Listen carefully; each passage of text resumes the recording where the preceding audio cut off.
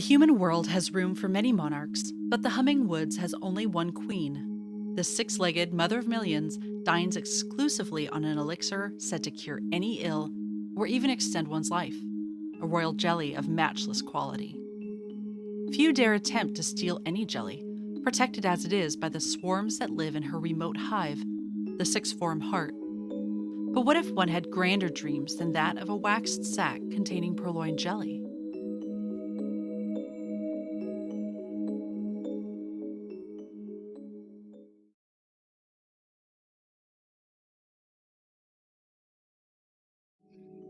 Hi, and welcome to Sword and Key, where today we will be playing a lovely game. Hi, and welcome to Sword and Key, Trophy Dark, a warm and pleasant hum. Technically horror, but a lot of it depends on what my wonderful players make of it. They have all made beautiful backgrounds with lots of knives. And yeah, they're treasure hunters on a mission. We will quickly go around and let people introduce themselves and give like a 10-word description of your character. And then we should be good to dive right in. Let's go in the order of my Zoom screen that no one else can see and start with Maya. Oh, hello, that's me. I'm Maya. My pronouns are she, her, and today I will be playing Ariadne Rowine. She is some sort of tinkerer of sorts.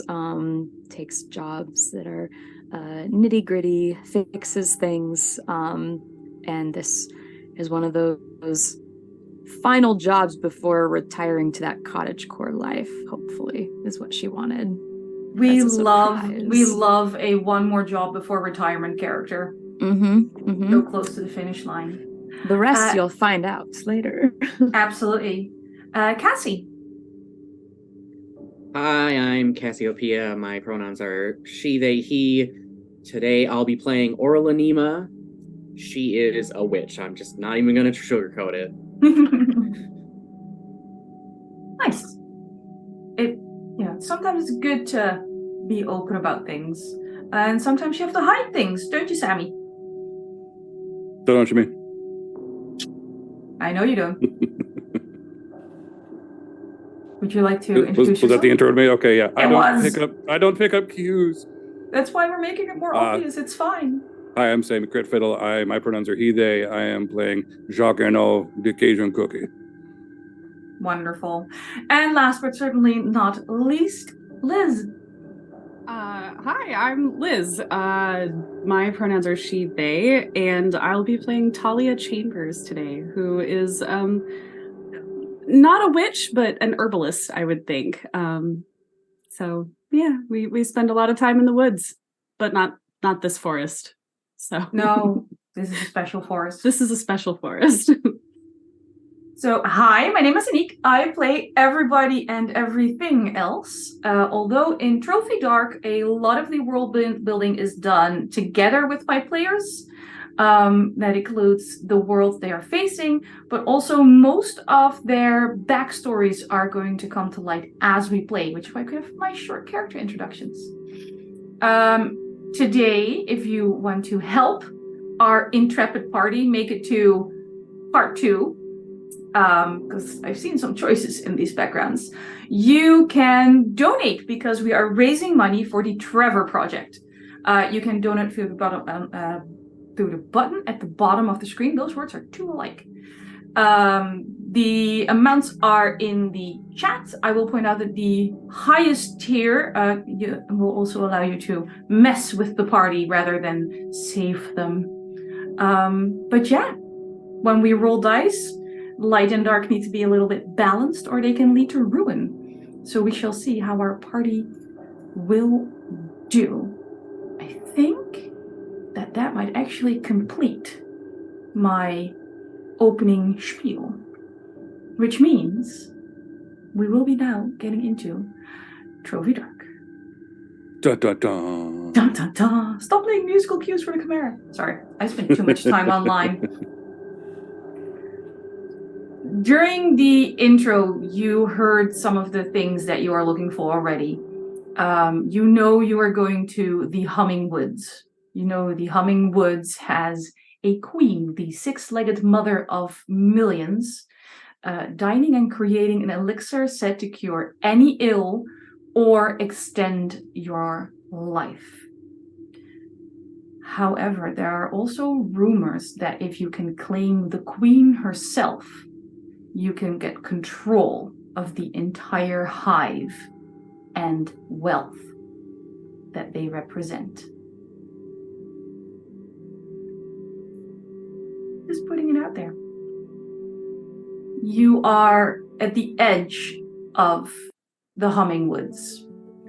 There are deep shadows. Pleasantly warm. I don't know how warmly dressed your characters are, but there's no need for winter clothing. There's barely even a need for outer clothing. If you're looking to see a little more of your surroundings, you see not too far into the trees, like still on the edge of this forest, you see a forager sack dangling from a branch, quite high up. I'd say for most of you, well out of reach. And on the outside of the sack grows a yellow and black striped fungus. I'm gonna need that fungus. That's got to go in the little coppice area that I keep everything in. How are you getting to it? I'm gonna use my pitons that I carry with me at all time. I'll be in the backpack. And in a feat of incredible strength, I'm going to drag a log over, a small log, and then just stand on it and hope for the best.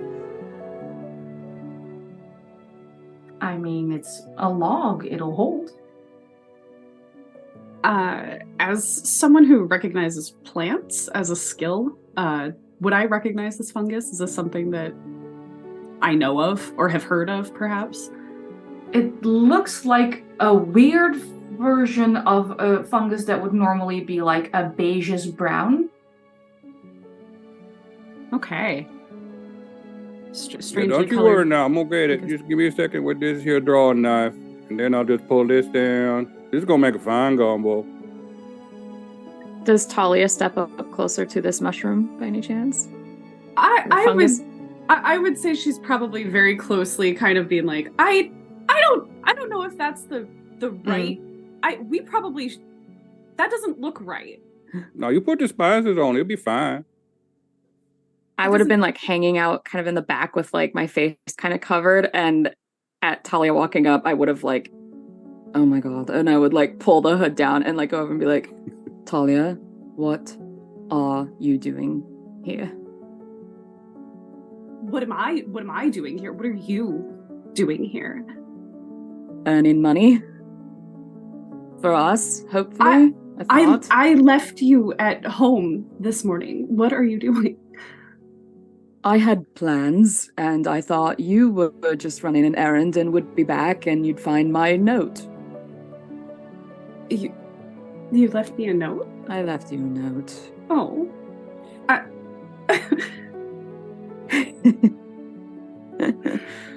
Okay. If we survive this, we'll talk about it at home. Of course we're going to survive this. What are you talking about? It's fine. This is going to be fine. Sure. But also don't eat that fungus. I don't think it's a good idea. Oh no, it'll be fine. Just spices. Spices are good.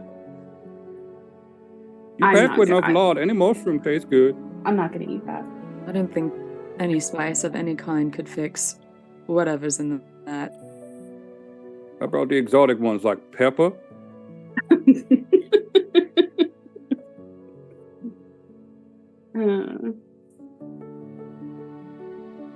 Just wait, by ring 5, he's breaking out the saffron. You've dragged over this log, and with the quabbling behind you in your ear, you manage to collect this forager's sack and the black striped fungus. Yeah, shave off a little bit. Keep it in a little vial on my person. I keep it in my pocket. Save you for later.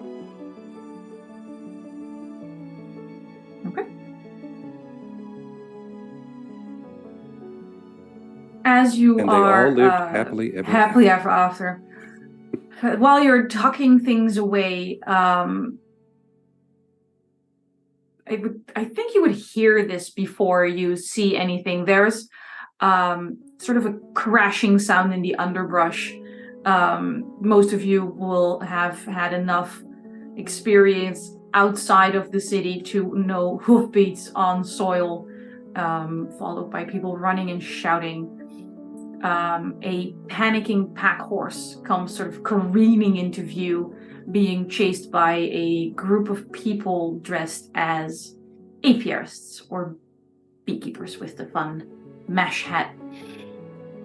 Around the horse's neck is a mesh mask that would normally work for the horse the same way it would for the humans, but it's ripped and hanging down and sort of flapping.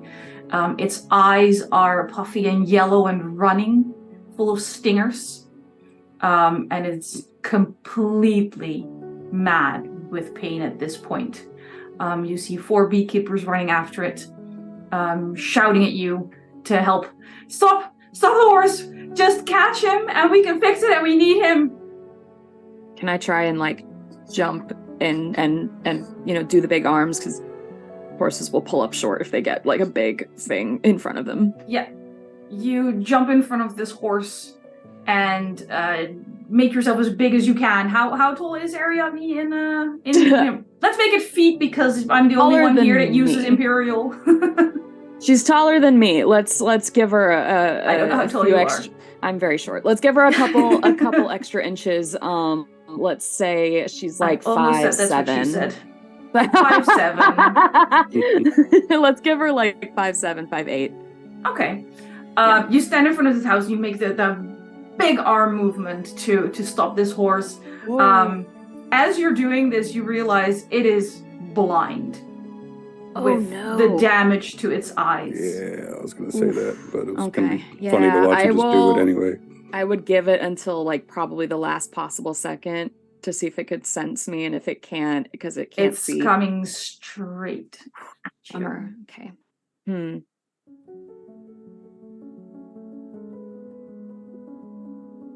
I would step aside, let it go by, but I might give it a slap in the shoulder, in the meat of the shoulder, to see if I can maybe redirect it. Maybe it'll turn a little bit. It is already in pain. It is being slapped by something that is entirely invisible to it. It rears up. I will be nice enough to say that the front hooves miss you. And even though you do manage to redirect it, it does take off towards what it was going into the forest. It is now heading for a steep incline. I've done a great job here, I think. As you're watching this horse run away, it plunges down the incline. With all the supplies the apiarists had. Oh, they should have held on to them. Pull up Look short at that go. and just sort of. He tumbling. Yeah, they just sort of stare at Ariadne going. Thanks for that. Sorry, I didn't realize it couldn't see me. I thought we were just trying to stop the horse. By incline, do you mean it's going up, or is it going down into like a ravine? It went down into a ravine, pretty much. Okay. Like one of those ones that has like tiny bits of shrubs for the first part, and then it's just rock. Sure. Maybe it'll feel the uneven ground and slow down. Looking down over the edge, what would we see? What would the sight before us be? Honestly, you'd see mainly rock and a lot of red.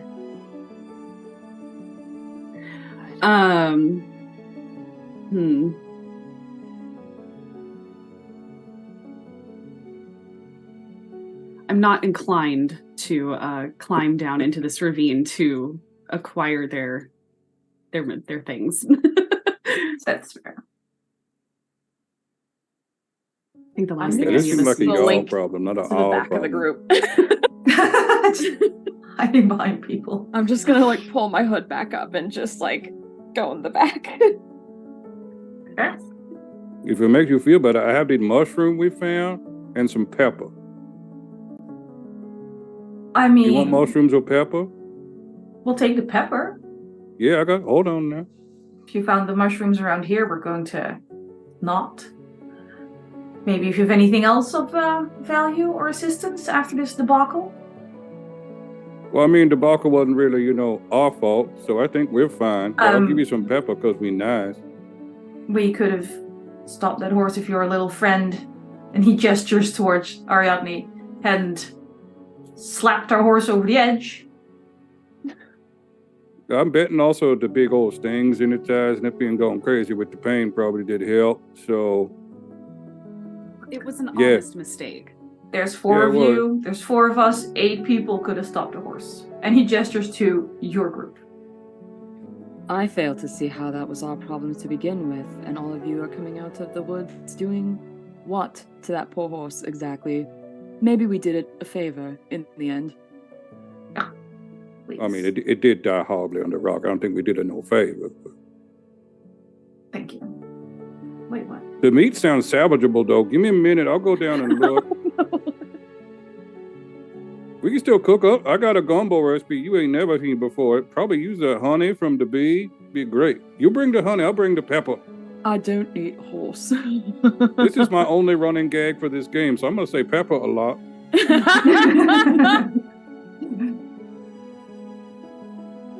Now we'll kind of look and see if there's a path down towards this horse where I can get a good haunch. Fair. Depending on how desperate you are, it's more likely that you join the horse with a broken neck and a lot of red stains than that you recover the horse. Just call up from halfway down the ring. Yeah, no, never mind all that gumbo. The horse, that horse is dead. And that's, I'm not worried about that.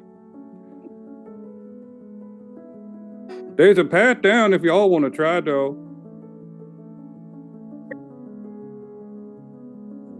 But it's not my horse. No.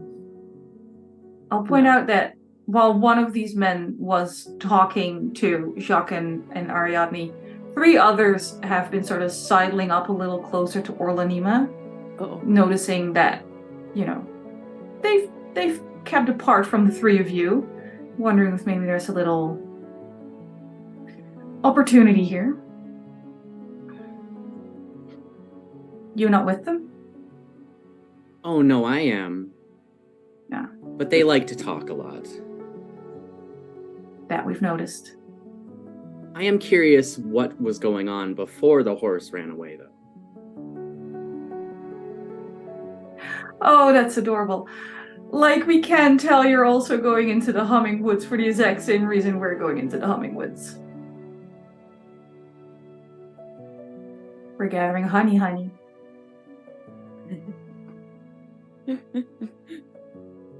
Orla-Nima smirks at the honey, and when they look at the person that said it, they can see that one of Orla-Nima's eyes is completely gold, with just maybe the faintest hint of a white pupil in the center. Oh, you're a weird one. Isn't everyone who comes into these woods? They're not before they come in, they will be when they come out. What do you want from these woods?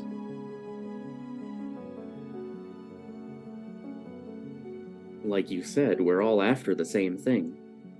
Yeah, but not everyone has the same end goals, but we seek the same means.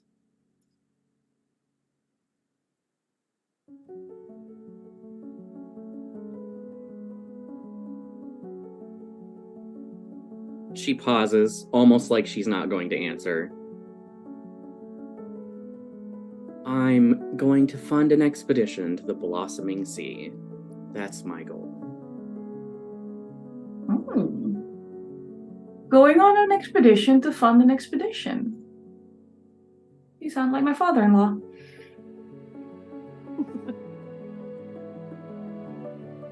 Orla, are they bothering you? No more than everyone bothers me, no. Fair enough. Oh, that's all right, Miss Orla. You need me to take care of them? No, Jaque, I'm all right. You just get back up here. I found a pan flute that fallen off the horse corpse. A pan flute?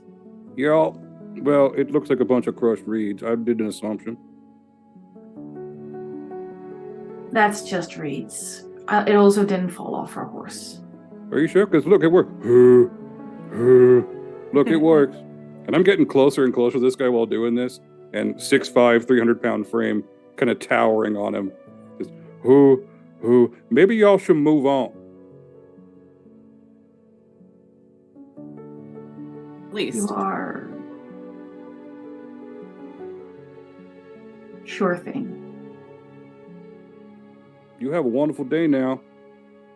Oh, we won't. But if you're going into the woods, at least I know that neither will you. Have gonna the be day you fine. deserve. See, now you sound like my father-in-law as well. It's like we're related already. And they just sort of pack up some of their things, but a lot of stuff is... Not a lot of stuff. Some stuff is left behind. What's our situation? Do we have like a horse and cart? Do you? I figured I would have something because I want to transport the cooking supplies and such. Like some like sad, shitty mule. Like Oh, God. Busted wagon. Considering the terrain, a wagon would be of little use. Like, it would slow you down massively. You could try and convince a mule to travel with you. A pack mule, maybe. Depending on how well you know mules, that might slow you down as well. Okay, like a little pack mule, like a little kind of T-junction saddlebag over it. It's like, come on, Montpellier. Let's get away from these people. They can't even take care of their horses. Also, don't worry about where I'm from. I'm from generally all of the South. A few things that are left from the beekeepers that is on the ground. Just some random supplies, some shattered vials, a map. Something A that map? looks like a really big stinger. I'm gonna grab that map. I'm gonna grab that stinger. I'm glad we're all on the same page here. This is very good. This bodes well for the rest of the adventure. Definitely. Sure. Sure. What I does will- the map reveal to us? Yeah. Unfold it, take a look at it. I'm gonna look over Ariadne's shoulder. I'll hold it out so we can both see it. Oh, such teamwork. We're like low-key married, so there has to be a little What? teamwork. Well, it has 3 big circles on it on a very crudely drawn forest with a hive scrolled on it with question marks.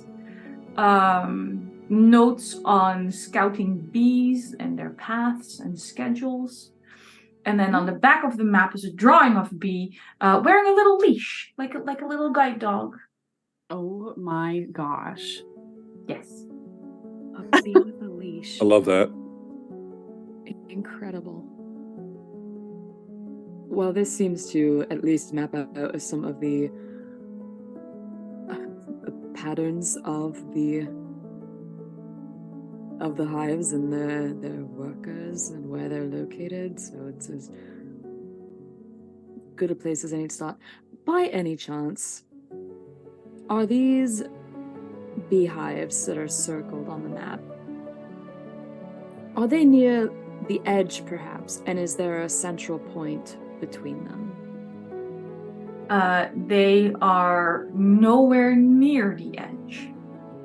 Okay, they're all kind They're of like in the very middle. deep in, and there's no, there's you have no idea what kind of research went into this map, or if they're like going, well, this is probably near stream, so bees like water, or It could all maybe- just be bullshit. maybe they like north. You don't know what went into this map, but the circles that have been drawn are much further, deeper into the forest.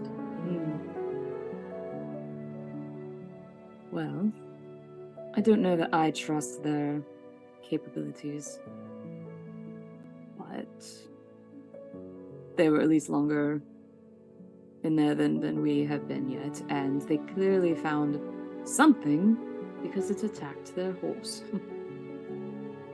Well, I think any map is better than no map, even if it's not completely accurate. Agreed. Jaque, that bee stinger you picked up, you described yourself as like 6'5", 350, big man. Yeah. That stinger's about the size of your underarm. Like, Jesus. That's a big stinger. I did say it was a big stinger. I thought maybe they need more context. Suddenly bee on a leash. The size difference, of course, I'm thinking bee on a leash. Like it's a little thread or something. Mm-hmm. And oh yeah, no, you need like horse barding for these things, probably. Ooh. At first, it was cute. At first, it was cute, and now it's horrifying. Thank you. Start waving around. Hey, look, Miss Orla, look. I'm a man witch. I'm a bee witch man. Look. There's just this long, suffering sigh. Oh, God. You get it, because you're the witch. Yeah. Pepper. Jaque, waving that stinger around, I want you to answer me this question. Finally. How will you succeed where all others so far have failed? Oh, I must. By pure will alone. Okay. Orla. Yes. What do you hope to get out of this expedition? You said you wanted to fund another expedition to the Blossoming Sea.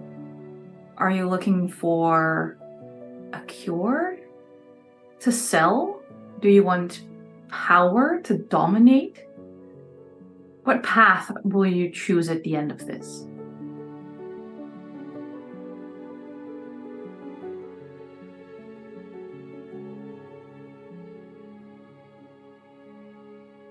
Most likely I'm looking for something to sell.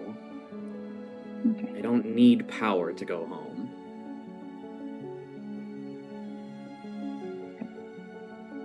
Royal Jelly Empire. Talia. We know Ariadne dreams of full-on cottagecore mushroom witch retirement after this. But how would Talia's life change if you proved you could pierce the heart of the humming woods? Talia and Ariadne's goals are actually very aligned. In the end, all she wants is to kind of tuck away with her love and just keep them safe together. So for her, it's more about forever. She's heard that this will keep them alive longer than they should, and that's what she wants. She doesn't care about the money. She just wants them to be together always. That is adorable.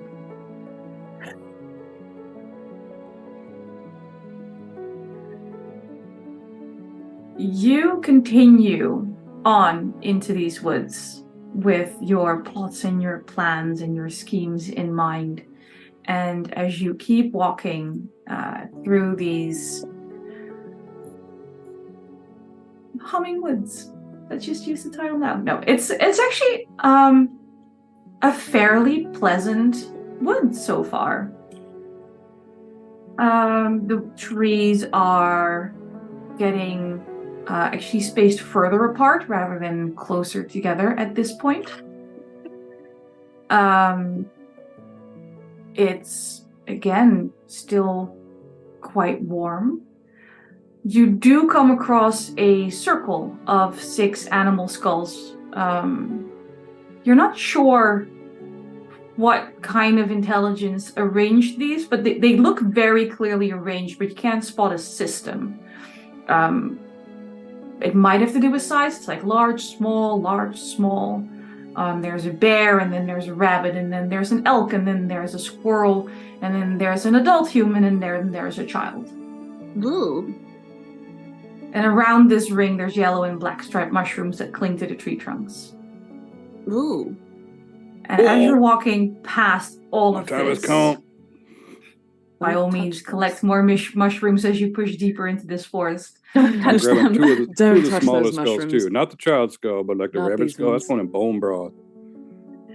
How, Jaque, I would not touch those. can we tell how long they've been there? Just, do they look old? Or Oh are yes, they are bleached white. There's not a hint of marrow or flesh left on them. We'll literally They're walk practically over. stone. We'll literally walk over and slap his hand as he goes to take the rabbit Hey skull. now. Do not, It's good. do not touch those. Do Don't make me not. go all bewitch on you. I got it.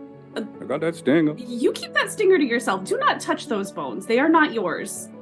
We don't know who put them there or for what purpose, and I am not about to piss off this forest. Nah, the forest is small. It's understand. Just a little bit of pepper. You two could probably work together and determine which mushrooms are edible and which ones are not. In which case, if she says that these ones are not forageable, then I would take it to heart. All right, it'll be fine. Thank you. He definitely has like a little bit of a giant man pout just to. Yeah, all right, fine. That's it. That was Loki, the most you're the one funding this, insincere thank you that I've heard recently. Beautiful. Anniek, does the Ring of Skulls look like it perhaps was part of a ritual? Probably yes. I would hate to learn what kind. I feel like I should give you a penalty for lying.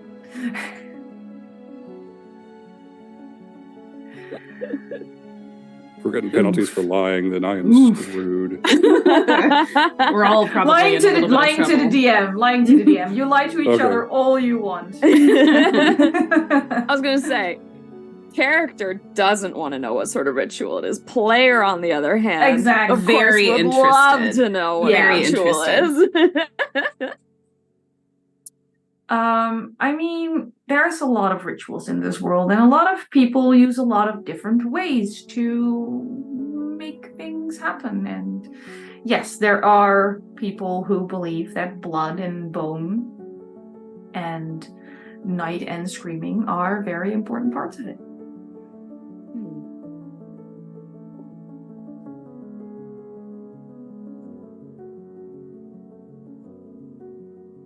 Whatever it was, to require this many skulls must have been important.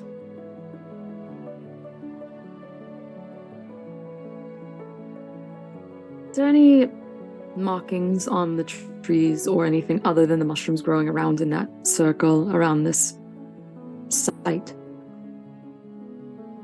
Symbols. Are you going to go looking for things? I'm just doing maybe a quick perusal. Gonna walk in a little circle. Just a quick perusal. A very brief perusal around the. No, I will around we're join the not. you. We're not. We're not digging into soil. Yeah, or no, touching I'm not gonna, trees or. You know, I'm inclined to maybe not even touch the soil with bare hands in this area, and would hope Fair. that my shoes give me enough like separation from the dirt. Looking around, what stands out is that on the trees, those mushrooms are a little thicker if they're right behind one of those skulls, and then a little thinner again, and then a little thicker right behind one of those skulls, and then a little thinner again. Outside of the circle of the mushrooms, you noticed nothing of particular interest. All right, well, nothing to see here. Clearly it's a very old site for some ancient sacrifice, and None of those poor creatures could be helped. It's too late for them. Might as well not be too late for us. And I'm gonna step out of the circle. All right. Looking up at those larger trees, does the that's not the word that we want, brain. That's what I've been telling my brain all evening. The word that my brain was like, did you mean embiggen? No, that's not what I meant at all. Does Look, at least your brain is helping in the same language. Mine keeps trying to tell me to talk Dutch. Are the leaves also larger? Do the branches seem more full or anything like that compared to the smaller trees around it? Or is it literally just kind of like the size of the trunk is bigger? So the trunks are a little bigger. What would be most notable is that they have more, if they're blooming trees, they have more blossoms and flowers, almost like they're being pollinated better. Okay. So we can logically deduce that sacrifice makes the trees grow for the bees. That's fine. That's probably fine. It's probably fine. It's a fascinating ecosystem. I'm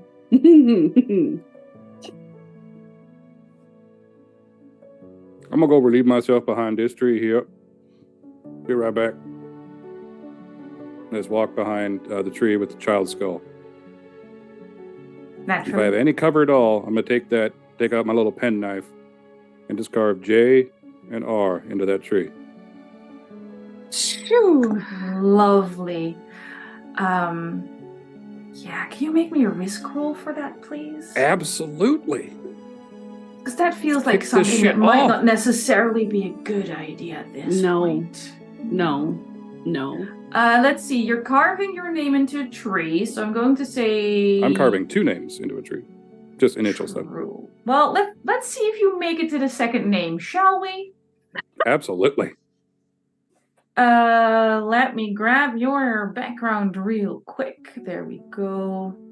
I mean, you know how to use a knife. I'll say you get a light die because it's something you skilled at. Well, thank you. I mean, I don't feel the need to offer you a devil's bargain for this, but one of your fellow players might. What do you got? I did step out of the ring of trees, so if he comes around to the back of the tree, I am probably noticing what he's doing. I don't quite remember what that means mechanically, though, for this devil's bargain. I printed the information though, so... Sorry, I had to mute myself really quickly because otherwise this place would have been full of wild dogs that came to tear you apart. Because just helps with the ambiance. Yeah, because my little blue ball is a little upset right now. Okay, so if you want to offer a devil's, I was just reading it to make sure. I have a devil's bargain if you'd like another light die. Yes, there you go. I will listen to the offer. You can get this bonus light die, but you break the knife in the process. Done. Okay, you get a light die, but no matter what happens, your knife breaks. Yeah. That's Let's see. 2 light and 1 dark. Am I correct in that? Yeah. Yes. I will declare that your dark die applies for this. Okay. Forgive me, I'm not good at game. I got a 4, a deer symbol, and a 3. For my dark die, you're using the trophy dark roller? Yeah. Okay, I have no idea what the deer means in the trophy dark roller because I'm a D6 kind of girl. Is it a 6 or a 1? It's a 6. Okay. And is the 6 your dark die? It's the light die. It is your light die. Very good. You carve 2 names into this tree, but I need you to tell me how you managed to break your knife while doing this. Ariadne, you can see this, but you can't stop him. Okay. No, I think I'm just going to watch it happen. Carving this, and my eyes go real far away. and there's just the whole of him changes. He goes from this kind of goofy big weirdo to you got a little taste of it when he was walking up on that beekeeper, was being real rude to you. But there's not this kind of like jovial, I'll just find some pepper look. This is a man filled with hate. And he's carving this like he's slashing at a body. And it just pressing and pressing. You kind of see his eyes glaze over, very 1,000-yard stare. And then just pressing, a little bit of blood comes off like the very bottom of the hand here. And knife just snap, punches against the tree. Just, oh damn, broke my knife. That was a good pen knife too.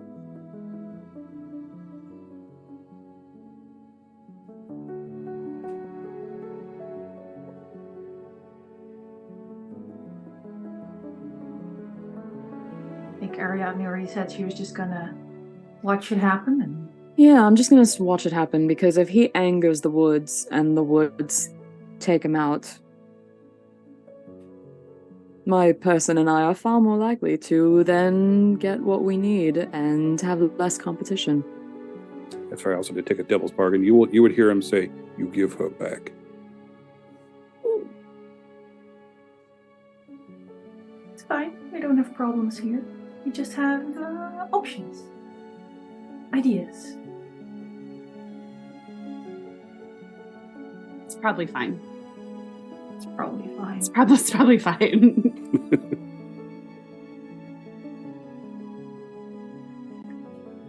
Any other... Not like a huge guy with secret mental problems.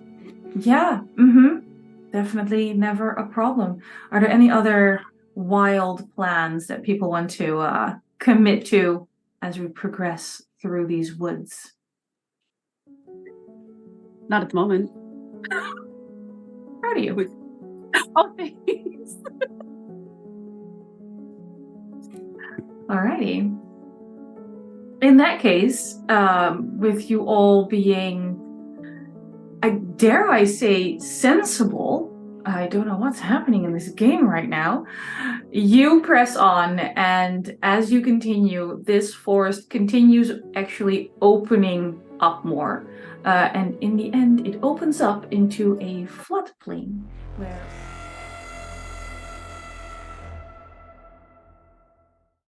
That's so pretty. It's so pretty. Sorry. It's so pretty. It's right. You can admit things are pretty.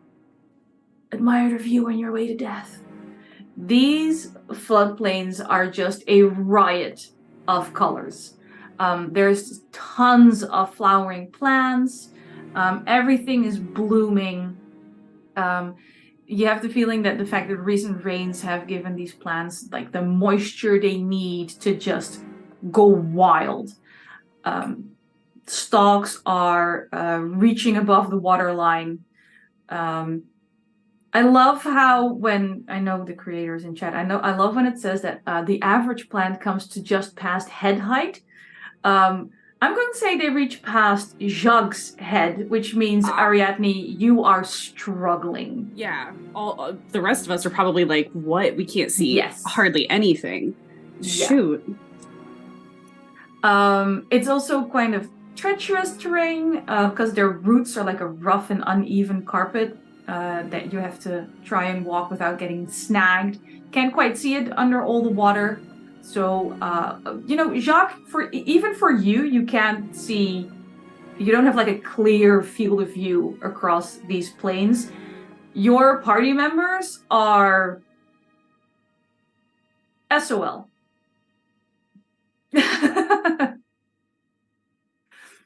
Sucks to suck. All right. For those of you who have been in cornfields before, these plants are like doing that lovely swaying thing that make it very hard to keep track of where you're going, and it makes it very difficult to see where your friends are. I'm just going to call you friends for now because it's easier. If you want to start PvP at any point, hit me up. And especially since, every once in a while you have to look down at where your feet are going, and then you look back up and you might have lost track of where you are and where the rest of the party is. And for Jaque, this is heaven. This place smells incredible. It's a little overwhelming. It's like the scented candle department in an IKEA.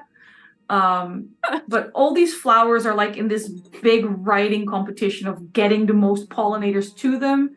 So they're just smelling. And one of them or two of them would be nice, but this is thousands of them. And it starts to hurt a little bit. And you feel yourself start to slow a little the more breaths you take.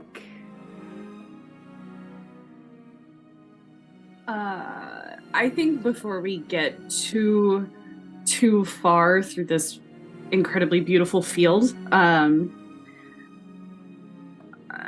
Talia would kind of call out to bring everybody back together so that, I don't know, maybe she's like jumping so that they can kind of see her arms over the top of the flowers, and kind of call out to bring everyone back together. I just appear behind you. Yeah. Oh, behind me. Yikes. Okay. So, once everybody gathers together, just kind of look at everyone and be like, in order so that I don't want anyone to get lost here. This is, where everything is so, and we don't really know exactly where we're going. We're just kind of trudging through this field. I think it's a good idea, Jaque, if you kind of take point on this and maybe not hold hands, but I think one of us probably has rope.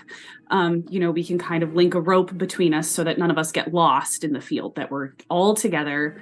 And I don't know, maybe, tie a kerchief around our face or something. There's so much pollen and the scent is so overwhelming.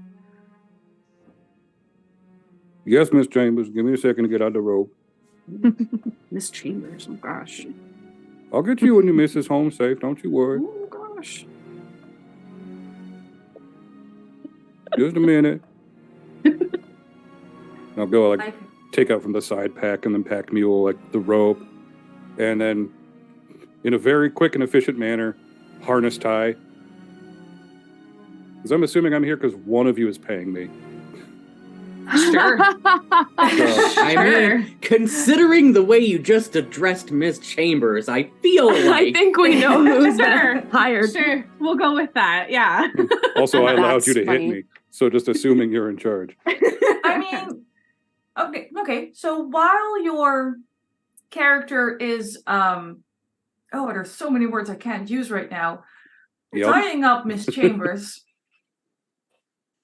Explain to me how it came to be that she hired you. Where did you meet? I mean, I'm assuming there wasn't like an ad in a paper, or was it? How did this happen? Well, Jaque and I was kind of going around drifting from place to place, but he picked up a lot of good things along the way, picked up how to be a good cookie, which makes him, if you go on an expedition, you need a cookie.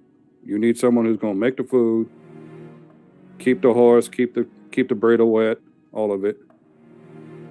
And as Miss Chambers was going about setting this thing up, just kind of inserted myself into it, like, hey, need a cookie?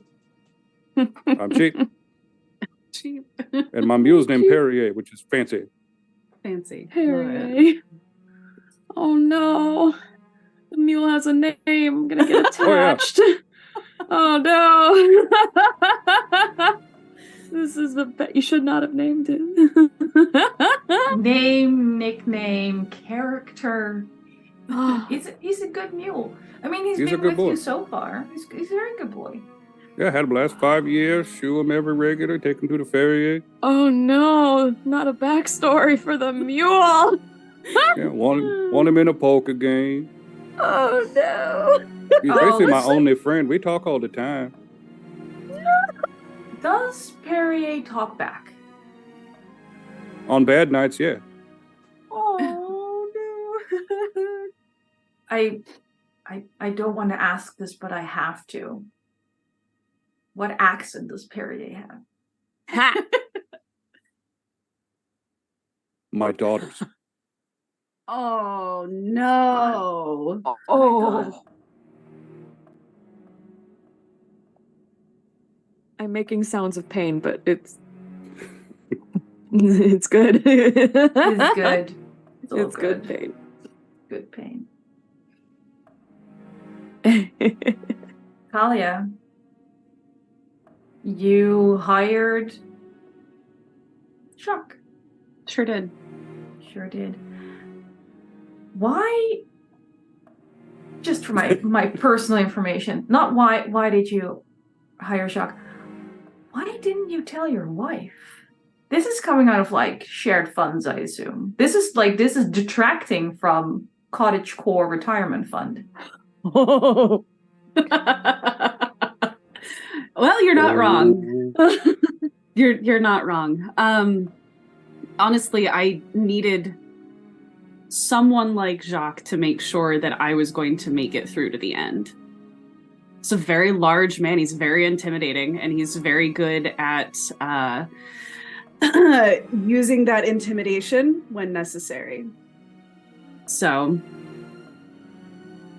okay, seemed like a means to an end. And he offered basically.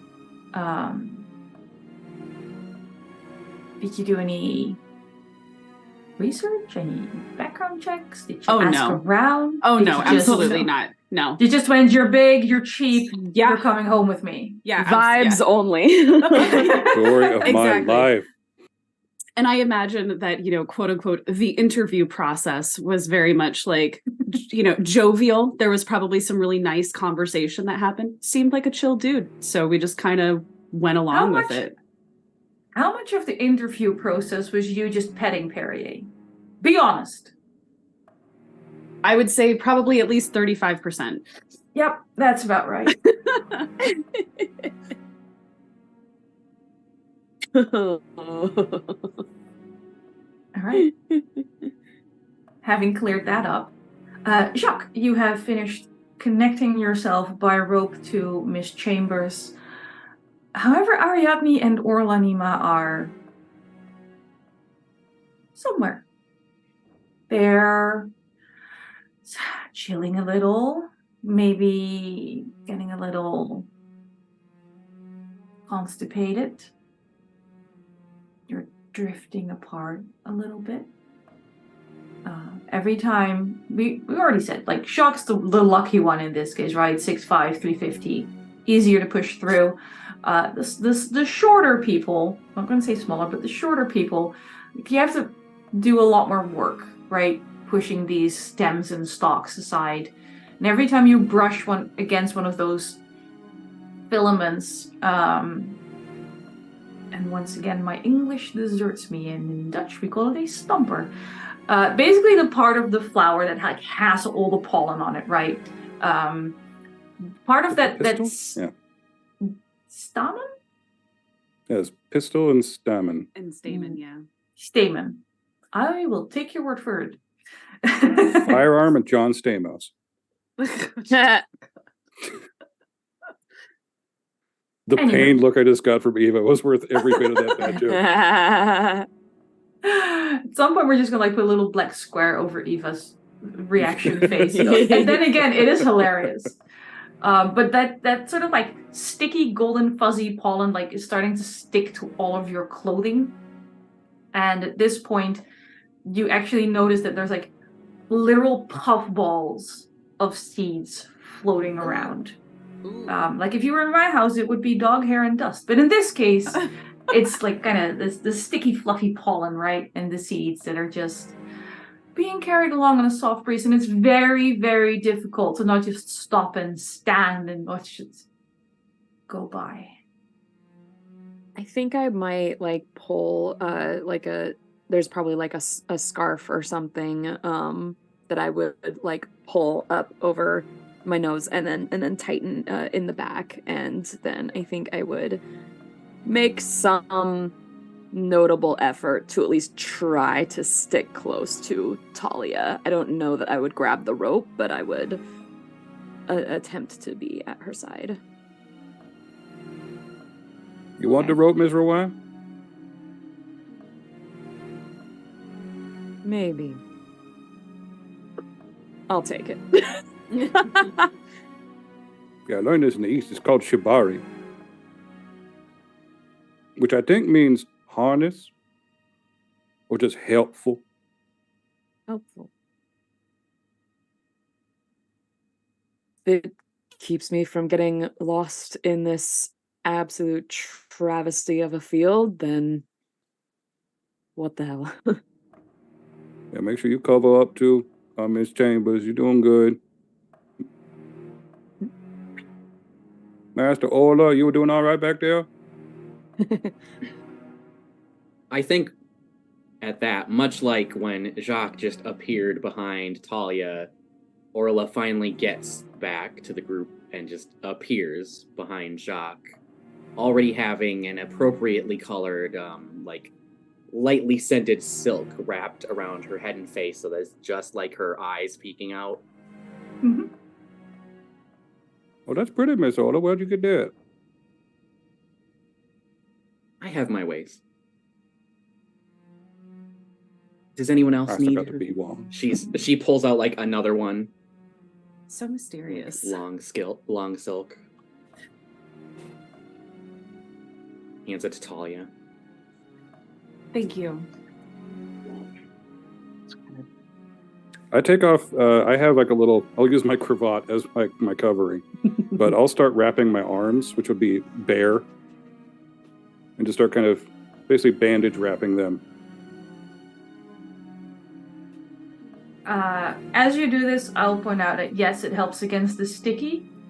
It is getting too hot instead of warm at this point. So Off goes the hat. Exactly. Bit extra sweating. Especially with the face covers, you're breathing in your own warm, damp breath every time. And the one good thing about the COVID pandemic is that I don't have to describe what that feels like anymore, because we all know how much that sucks. Right? Hot, like midsummer, full N95 mask. Not necessarily a good time. So I might be screwing myself with this, but I did describe myself as having an open wound because of that knife. You did, because you cut yourself. Yeah, We'll get cut there. myself in my hand right Don't here. worry, we'll get there. It'll happen. Okay.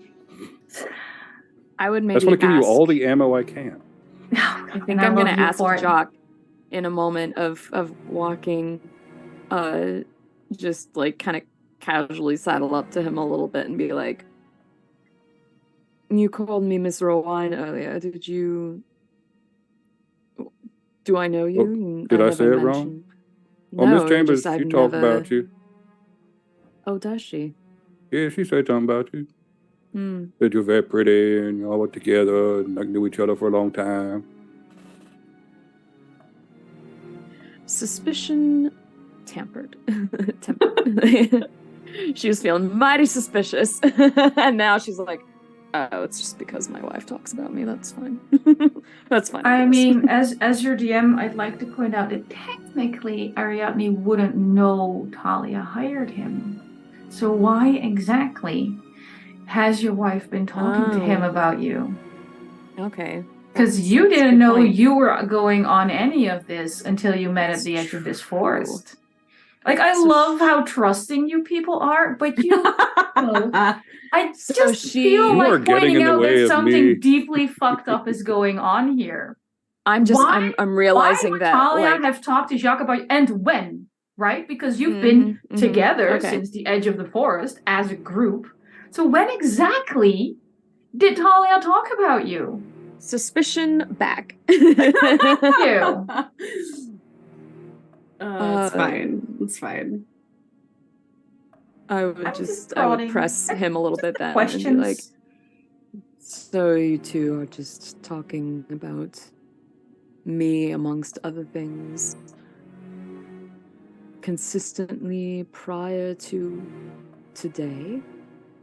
Oh, mostly just when I got hired, what we were talking about. I was mentioning Perrier, my pack mule, and she made a joke that you were a pack mule of her own.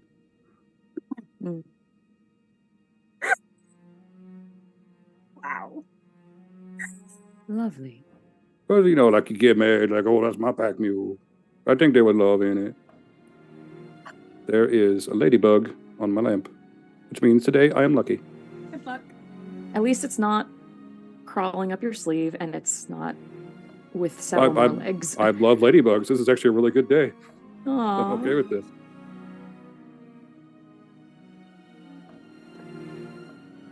Ariadne would just kind of, she would like let it go, but she'd be like, she'd squint a little. In modern meme speak, it would be like this kid doing this. This motherfucker. Sorry. I've been told we're allowed to swear on this channel, so. Okay, good.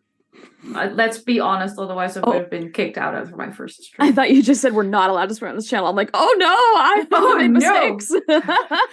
Look, I'm Like, still on leave this it channel, there. so that means we're allowed to swear, honestly. So many mistakes have been made.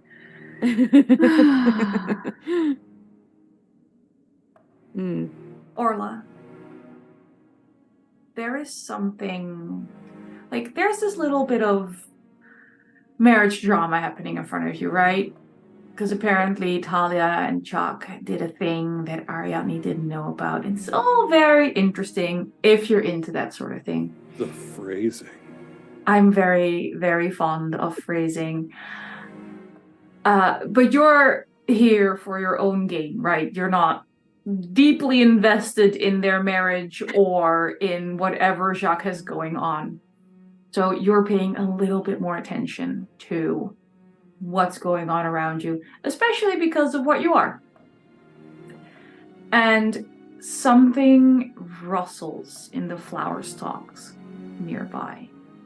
And you see something moving with an ease and a grace that makes you deeply, deeply jealous as you struggle and stick and stumble. And I want you to tell me, what is it?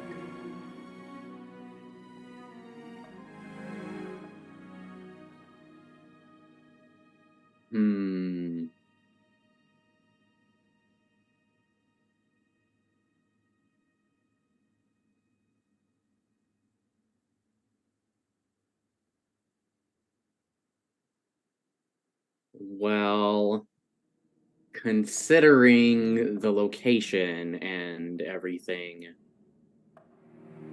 I would imagine it's some kind of large bug, maybe like a stick bug or something.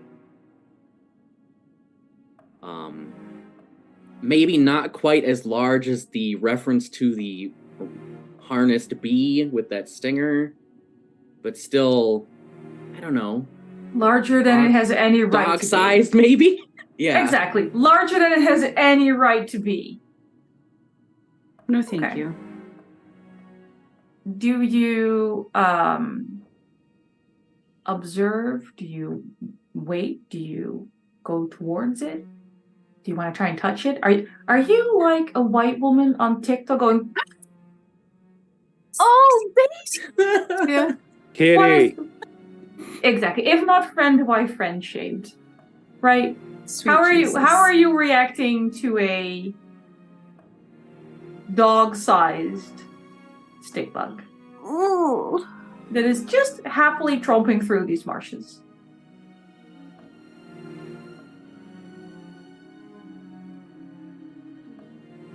As a player, I want to touch it and be chaotic. As a character, I don't think she would do that. Isn't it awful playing a sensible character? Like she might want to touch it a little, but she's got a goal, and doing unnecessary things makes that goal probably further away. I think for the moment, she'll just continue to watch it until there's enough of a break in the marriage drama to potentially interject. Well, I believe, if I'm not mistaken, Jaque and Ariadne are talking amongst themselves. They've kind of worked up beside each other, and Talia is kind of hanging back. She's not really a part of that conversation. So you're hearing it, though. I'm hearing it for sure. There's a lot, like, the marriage drama is largely body language and subtext at this point. But I know writers who use subtext. They're all cowards. I take offense to that? No. It's just a fun quote that I like from a terrible British show. There are it's not true. Keep going. Tell me what you're doing. So Talia is quiet while Ariadne is digging into Jaque's answers for suspicion and rumor. Because I made her, because I pointed out that maybe you shouldn't always trust your wife. Especially not if she's embezzling your cottagecore funds. Gosh. To hire big, strong men to do unspeakable things. Just to put it out there. Yeah, so I think if Talia's closest to Orla because of Jaque and Ariadne having their conversation, Orla might just tug on Talia's sleeve and be like, Talia, and point in the direction where the rustling is. Okay. Seeing that, I would stop and wait for Ariadne or Jaque, whomever is next in line for me, to feel the tug on the rope that we've stopped. I mean, Jaque's on the rope with you. Ariadne has already declined the... She took it. She held it. She wasn't bound to it. But she would still feel the tug if we stopped. True, I am just holding on to it with my hand. Yeah, you think also you are, tied to but my you're actually waist. holding on to a stalk. Oh, shit. Oh, excellent. Ooh, Okay. cool. But good try. If she's still The kind of chop like... will pull up short. I would say if Right. she's still within reach, I would probably reach forward and, like, I don't know, grab the strings on her dress or something like that to pull her up so that she doesn't wander off too far.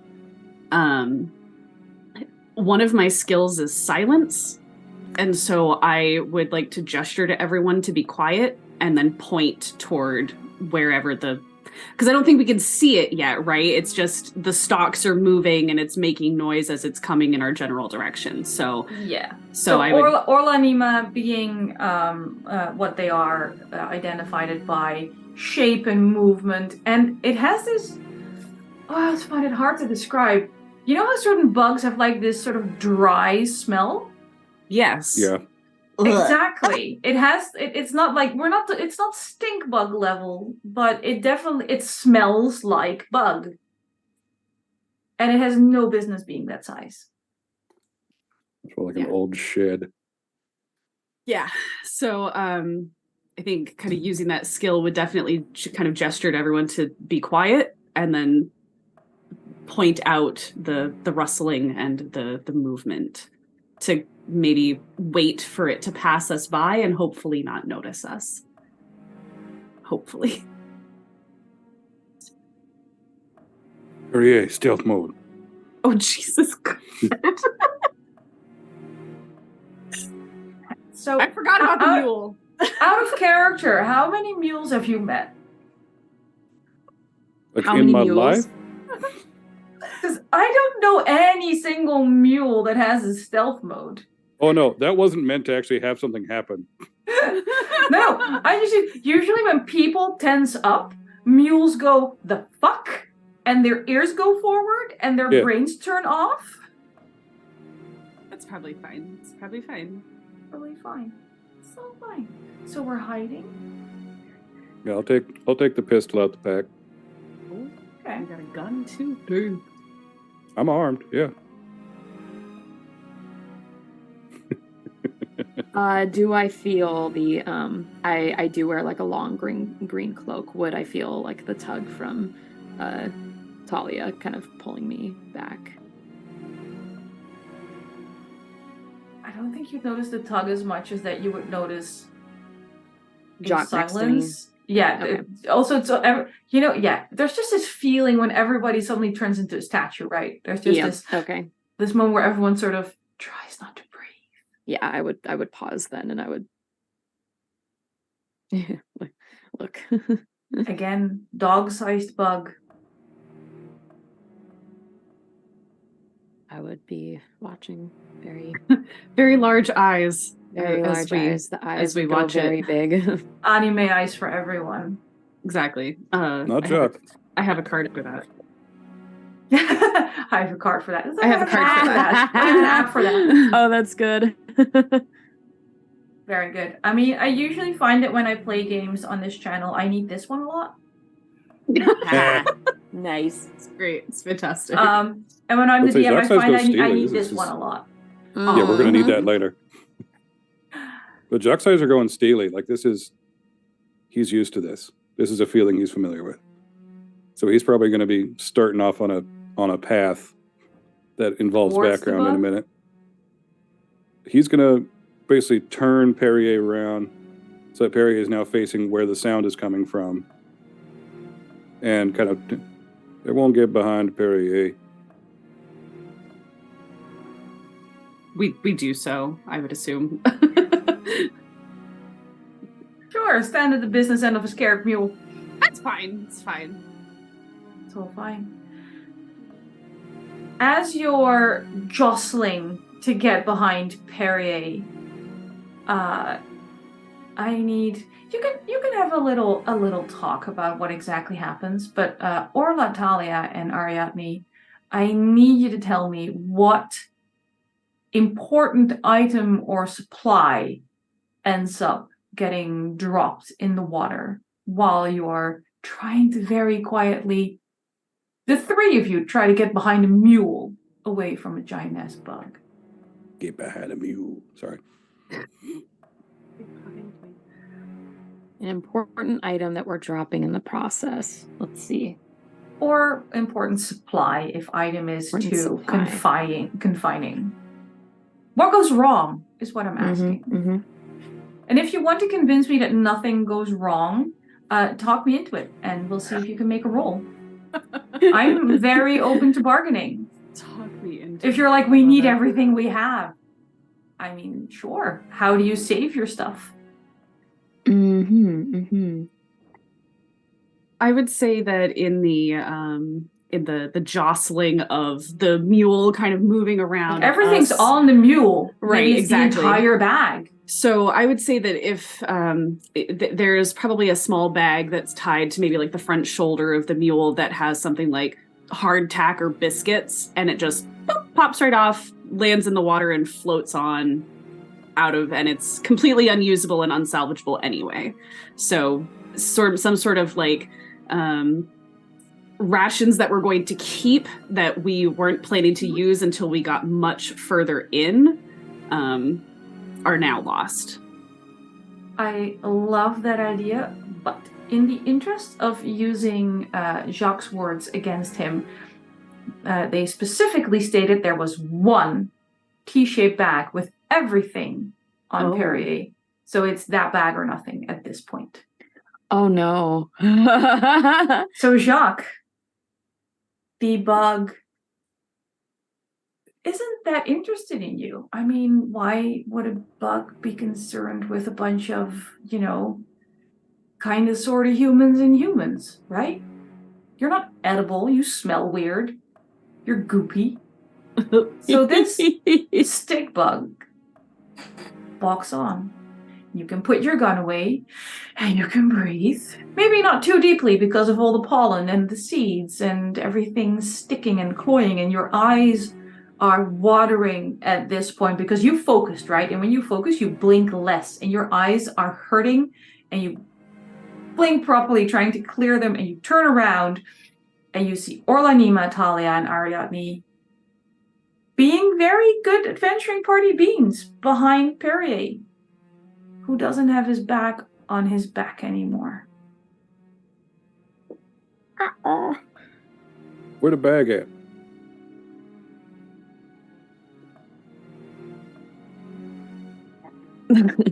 I just look around. Literally nobody answers. Oh. What? I really imagine that all three of us like, what do you mean, where's the bag? And we all start looking around. And then kind of see it floating off in the distance as it sinks below the water into the mud. Exactly. It's getting completely coated with like this sticky golden goop, and it just goes. I'm hauling after the bag. Leave the party behind. Run straight at it. Okay. Make a risk roll. Ready, and I've got an extra dark die if I remember correctly. You do remember correctly. Also, Talia's tied to you. Yeah. Oh no! That was You part are of it. entirely correct. I'm making my problem your problem. You're getting an additional dark die. I don't think hauling ass after a bag is anything your occupation or background helps you with. Not really. If that rope really. if that rope jerks on Talia and starts like pulling her, whether or not she we'll like talk about complications in a second. Okay, okay. Hold Oh, please. please get hold. there. Your concern is important to us. Your concerns are important to us. That's what is that? I mean, I'll even make. Am I correct in that? Where are you getting your light from? Oh, no light. Okay, so too dark. I thought we didn't we just recently receive a light die? Isn't that correct? Yep. I personally have 3 if I'm set aside misremembering, it's right fine. now. All right, please keep track of the dice that were donated to you because I don't know if Sammy used it in the previous roll or not. Fair, yeah. I have 3 set aside right now, so. Scroll up to where. I will assume Why that I is don't have chat it always removed. saving my players? Yeah, I would say I think that 2 of those are from donations and 1 is just from assuming a skill would apply. Yeah. So no skill applies in this point because you're just running through terrible, terrible conditions. So you have 2 from chat if you want to use both of them right now. And if you want another, right now. I rolled a 4. So speaking of Talia being tied to you, I mean, you're huge and she's not. I will tell you the complication, and it is that you haul ass, and Talia gets dragged along, and there's roots, and there's water, and there's pollen, and you stumble, and Talia goes face down, scarf gone. It's like a water skiing Severely drenched. Some, we're not going anime, but some non-creepy wardrobe malfunctions. Wet to the core. Was the 4 a dark die? Yep, they were both. Lovely. Which Could you means I mark a should get ruin for me? a ruin, Would you mark a ruin for me, please? I'm at 2 ruin. Yes, you are. And we're going to finish describing the scene, and then we're going to go to break, and then in break, I'm going to send you a few things about your condition. Ooh, all right. So, I've described what happens to Talia, but what does it look like for Jaque? We've already established that the tack is going to be wet and sticky and inedible. Unsalvageable. How do you salvage the rest, though? Oh, I get just as wet as Talia. As soon as I see where it is, I dive straight at it, and it's a desperate clawing. Just to grab the bag, rip it free, hurriedly open it, rifle inside, see the tack, fuck it, throw it away. And then it pulls out a little locket and then just clutches it to his chest. Oh no. All right. And that's where we'll go to break. My heart. Let that sink in. We will be back in about 10 minutes, provided we all stretch and hydrate. Pet your pets. Have deep thoughts about Chuck and his background, and the marital drama of Ariadne and Talia, and really deeply wonder just what the blossoming sea is and why Orla-Nima is risking absolutely everything they are to get the funds to go on a trip. That sounds glib. An expedition to go back to the blossoming sea. Back in 10 minutes. 15 if my dogs are rude. Bye, everybody. See you in a bit. See you soon. See you soon. Hello and welcome back. Assuming Eva muted herself in time. Excellent. We will be continuing this intriguing tale of Trophy Dark. where our intrepid adventurers are in the humming woods for many different reasons. Some of them better than others. We have our lovely married couple who would never lie or embezzle. We have their hired help, Jaque. Definitely just a cook. Creepy backstory. No psychosis. Just risked 2 people's lives to collect a golden locket. And I don't want to mischaracterize you, but we're going to call Orla-Nima standoffish. A little more quiet, a little more mysterious, a little more into observing the drama from a distance. But with good ties to nature. First one to spot the dog-sized stick bug that just ambled by. Having lost so far a knife and everything that was on Perrier the mule, Jaque is currently on his knees in the bog, clutching that golden locket. Talia is... I hope you've managed to turn your face sideways so you can breathe, but you've lost your scarf, you're drenched, and there's going to be some bruising because you got yanked to the ground. Love that for me. Yeah. And that's where we're being picking pulled it back behind up. a plow horse. I would have rushed over to Talia to try and, like, if he had dragged her any further, I would have been, like, pulling out, like, a knife to try and, like, hack at the rope to detach them from each other. If he's stopped short long enough to, like, let her, like, lay there on the ground and recover herself, then I would be trying to help her up instead. I don't even notice that she's there. I'm busy. She got dragged a fair bit. Okay, I would have maybe tried to, like, catch up and, like, hack on the rope if possible. Yeah, I was definitely thinking to myself before, would I have a knife? And the answer is probably not. So. But your loving wife does. I sure So do. you are running across uneven terrain, surrounded by tall, sticky flowers, carrying a knife towards someone on the ground. You see where I'm going with this, right? Do you see where we're going? Oh, yes. Running my with God. scissors. Too late to take it back now. I said it. I Alright. said it. It might work out. It's just going to be a little risk roll. Just a little one. Just a little one. I don't think you've anything necessarily in your background that would help you in staying upright amidst human-sized flowers. Please do remember that you have light dice, though. Yes. Please don't stab me! It sounds like you're pleading for your life. You could also offer her a devil's bargain. I will say that you add a dark die because you are definitely risking your body to attempt this task. And your mind if you accidentally stab your wife. Do I roll? So 2 light dice and the third dark dice all at the same time, all 3. Yes, assuming Okay. you're using both of your donated light dice because otherwise you only have a dark dice. I think this is a great time to use 2 light die, if I remember correctly. If light die means good results, then It does. It does. Light might die be a means great more time. likely not to get ruined in conditions. Okay, Yeah. this is a good time to maybe apply this. I will roll them. I'm not rolling in alchemy, if that's okay. I'm rolling with That's my... fine. I have physical dice. Jaque has the trophy dark die roller. It's all good. I trust you. Oh, shit, nuggets. Now that, also more that fun to me sounds when I fail promising. things, so. That sounds deeply promising. Okay, I rolled a 5 on my dark die, but the 2 light die, I rolled a 6 and a 1.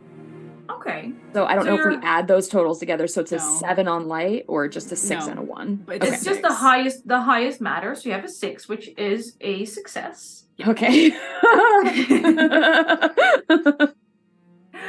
And you don't even have to roll. You don't even have to add a rune because it's your light die that is the most successful. So I will be a kind and generous DM, and I will ask you to describe how this rousing success looks. Oh god, okay. So she would have kind of caught up to the drag of Talia just as it kind of pulls to, like maybe seconds before it would have stopped by him dropping to his knees at the bog, and I would have hacked, at the rope, 1, 2, 3. It cuts, it keeps her from getting dragged any further, and then I'm, grabbing her face and like lifting her up out of the mud to make sure she's not like in the, inhaling this shit. Yeah. So she inhaled some of the shit, right? Because she went face down, bit. Mouth open to like do a little startled scream. There is some. Scarf gone. Good. Glasses gone. Hair's a mess. Gone. Hair's a mess. Oh. Currently starring in a wet t-shirt contest somehow. But also there's mud. Like, who knows what's happening? I was gonna say Ariadne ain't mad about that, but I was saying not every detail is a complication, right? There's a little bonus to your work here. There's a bonus for me. Look, your wife's looking disheveled but good, and you just saved her. I'm just saying. A disheveled look is kind of hot, so exactly. Like but it's a 6, right? So you can benefit from your good labors.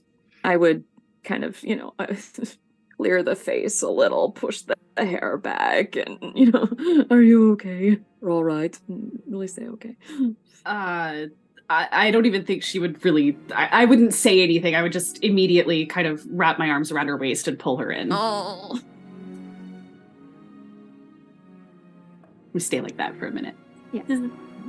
I'm like pulling good feels. I'm like pulling crap out of her hair while she's hugging me. I'm like, oh, that's gross. Oh, that's it is all deeply sticky. It's like pollen and water. It's not quite honey, but there's a lot of honey, and then you go like this, and there's just this strand of hair that travels with your hand, right? Yep.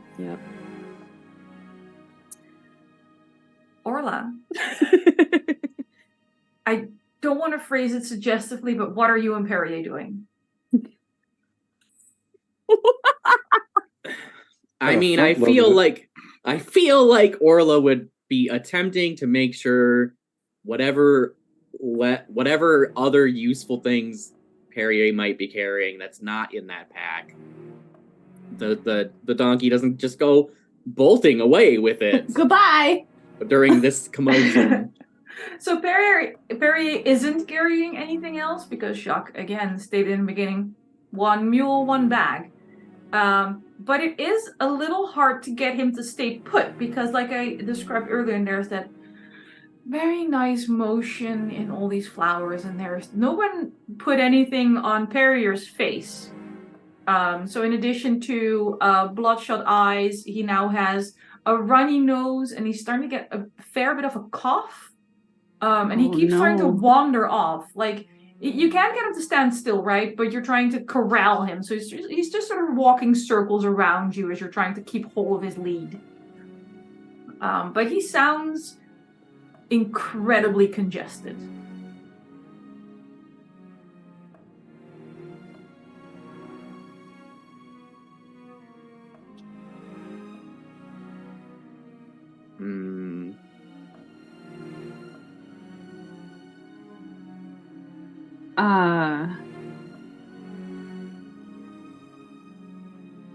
I think as we kind of recognize what's going on with Perrier, I would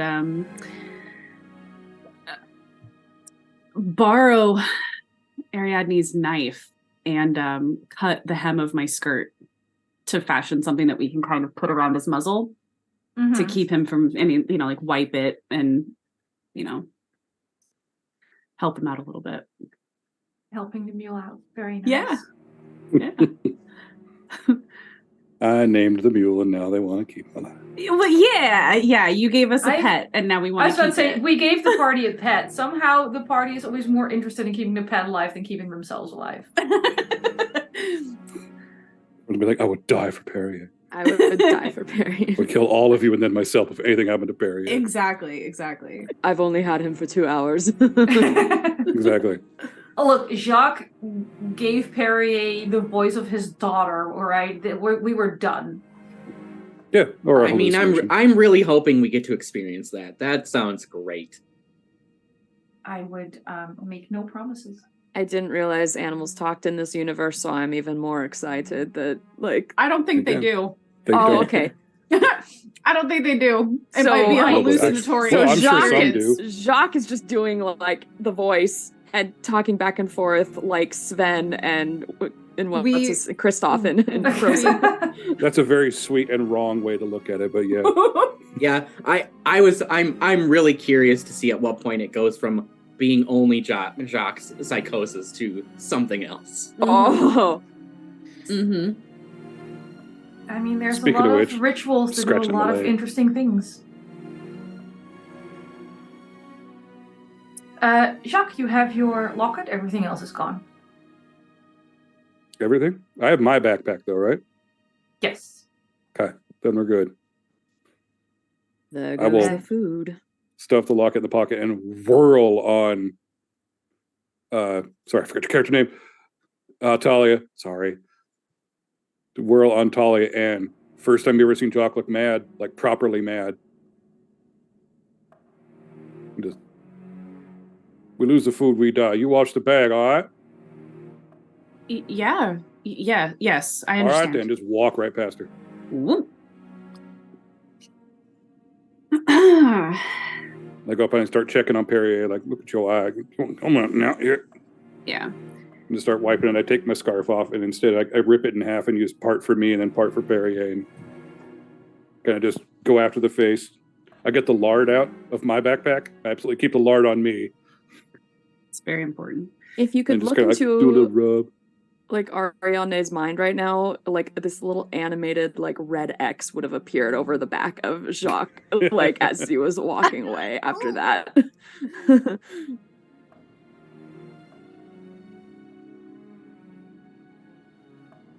Oh, you're muted. Think- I know, Okay. I know. There is a dog under my desk.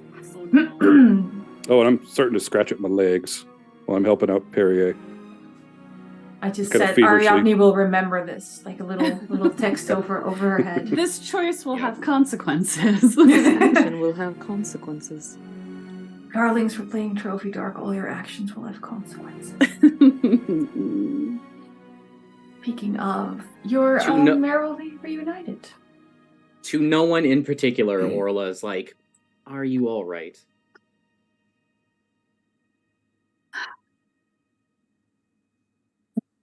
Is the response of Perrier.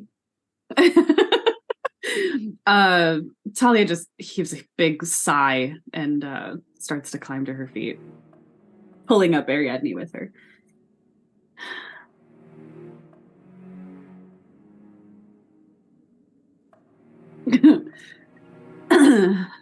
Accurate. Our mule has a mask. A little Perfect. ski mask. This I mean, can't it go worked wrong. well for the horse in the beginning, so what could possibly go wrong? Yeah, totally. And we saw how The that horse had a ended, netting so... mask. This is a proper scarf. It's going to do a lot better. It's gonna be fine. That It's is gonna be fine. definitely how these things work. And I'm going to treat Okay. it like blinders, too. I'm going to have it basically so where Perrier can't really see properly, but I'll lead him. In kind of a voice that indicates like I'm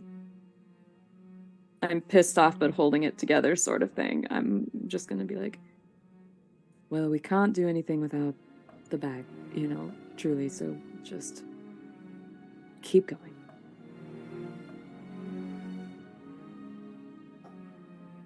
Might as well. All right. We're here already.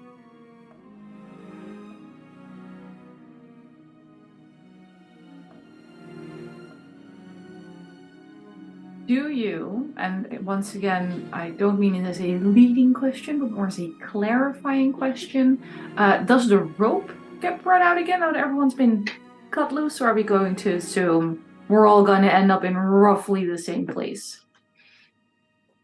I would say, yeah, we did cut the rope, so the rope has been severed. So I would say, Yes. Let's kind of put Perrier in the middle of us, two on each side, and kind of use Perrier as our center point to push through. That way, Okay. we're all together. We're all here. We're all with the donkey. Everything's Great. Mule, please. Mule, Okay, I'm so sorry. a mule I'm so is not a donkey. I'm so sorry. I've been sitting on this, but I have to say something. A mule is not a donkey. You're quite have correct. A burrow and a no. If we're going to die, let's do it correctly. No. You're quite right. So with the mule as our center point, kind of moving forward together as a unit. All right, and is the unit like Talia, Ariadne on one side, Jaque, Orla-Nima on one side? What is the configuration? I'm asking for nefarious purposes. Of course you I'm out are. front. I'm point. Oh, you're point, so it's not 2 by 2. Okay. So are we like diamond shaped? Is it like point lesbians Orla? Yes. I Hybrid vote, diamond formation. I vote no because I don't want anybody at the back of the party. Okay. So I would say that there's 2 on one side of Perrier and 1 on the other. Okay. I would agree with that. And considering what just happened, I assume Talia and Ariadne are on one side. Probably. Orla-Nima's on the other side. I think that's a valid assumption. Still trying to like keep Perrier a little comfy. Your mule is miserable, by the way. There is at one point Orla tries to push a plant a little more aside for Perrier, and it turns out to be this pitcher plant full of sticky rainwater, and it just drenches poor Perrier completely. The coughing, the congestion. He's not like the scarves and the hem of the skirt around his snout, nose, yes, and eyes are getting so covered that he can you're basically waterboarding him with all the fabric, and you have the distinct impression he's allergic to pollen. I'll Like take the thing off, stop, and that lymph node in his neck's looking a little thick. listen to his chest. Do I hear any rattling sounds? Yes. I was going to stand up. All right, Dan. You shush, Perry. I know you get excited when you make bark sounds. Yeah, people could describe this as a barking cough. Yeah.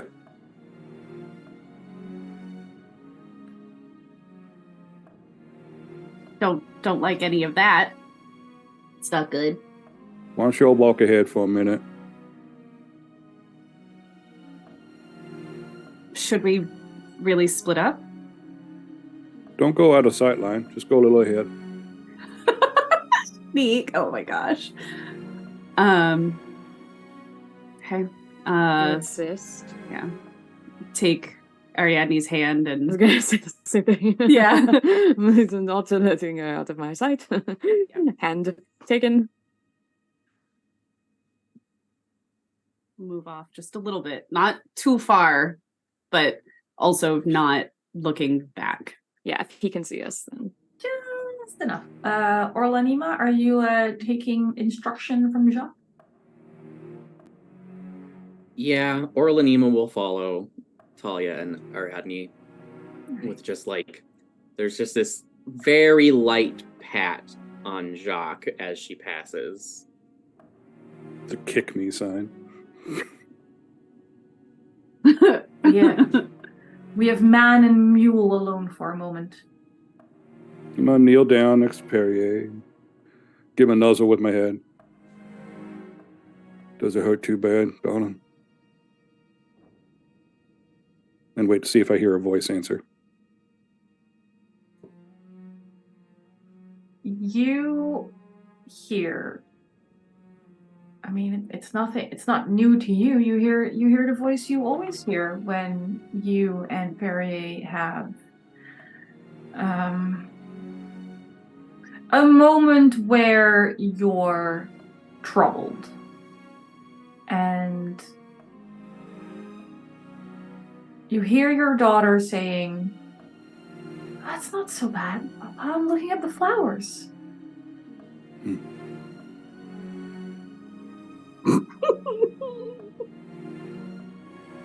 There'll be lots of flowers coming soon. Ma petite ange, my little tati. And I put the gun to Perry's head and shoot him. Oh no! You don't get better from that. Perry is already dead. He's just walking.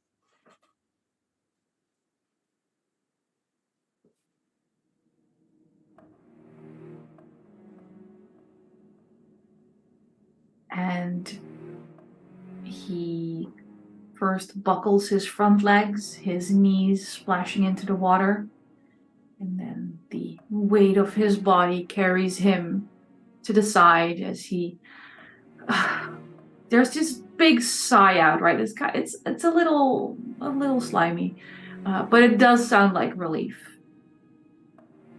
And then he topples sideways into the bog. And he is very quickly covered in this golden layer.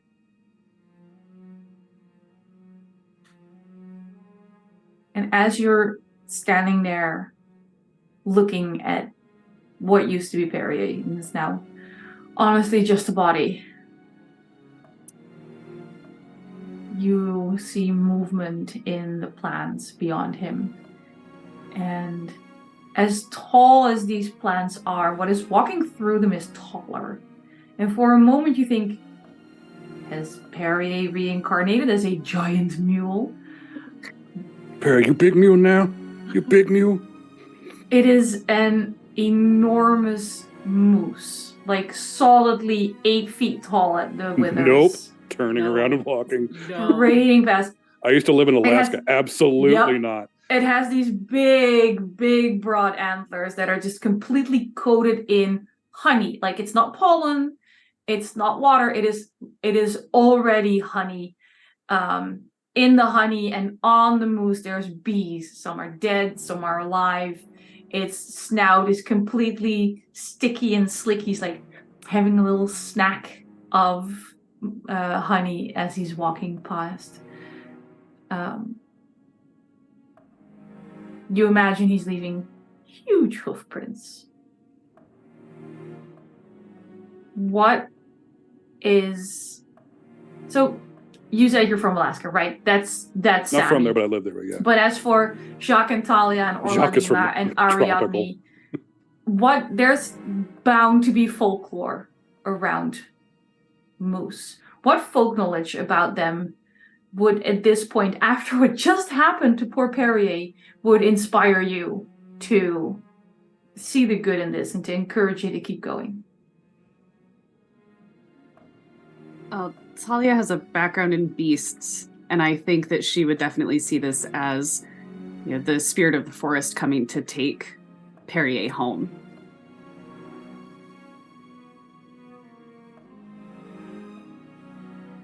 Ariadne? The only phrasing I've ever heard around moose is that if you see one, it's already too late for you. So in a way to spin that into something encouraging, I think she would just think that maybe only Talia walks out of here, and if that's what it takes, then that's what it takes.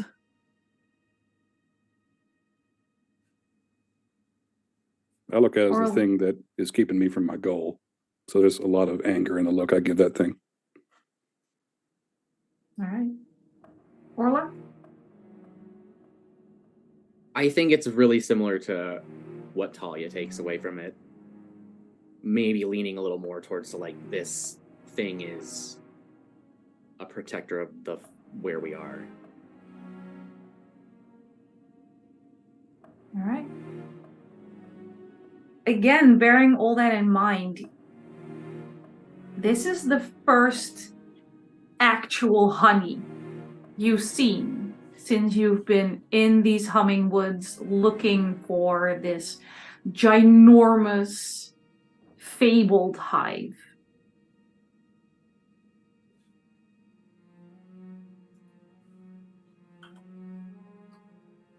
I don't think we follow it, but I think we should head back the way that it came. Mm-hmm. That's what I was thinking. If there's a way to circle around and get to where its hoof prints are, could we try and follow them back? So you're circling around an 8-foot moose.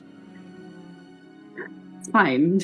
They are. I'm keeping my distance. I'm just looking at this going, no. Right. Orla, are you with team circling around or are you with team hell no? Oh, God. I don't... Yes, my child. I mean... Yeah, you don't fuck with moose, but also, yes, if it's covered in honey already, the trail back might be the thing to look for, so... fuck it, I'm gonna roll a die. Odds, evens. Evens, we're with team track back. Odds, we're with team fuck no. We're with team track back. Love it, All right, love it. Team track back. Team track back. I need a bit of a plan and probably a risk roll. Ooh. Question about the risk roll. If I already used my light die and dark die, what am I rolling that risk roll with?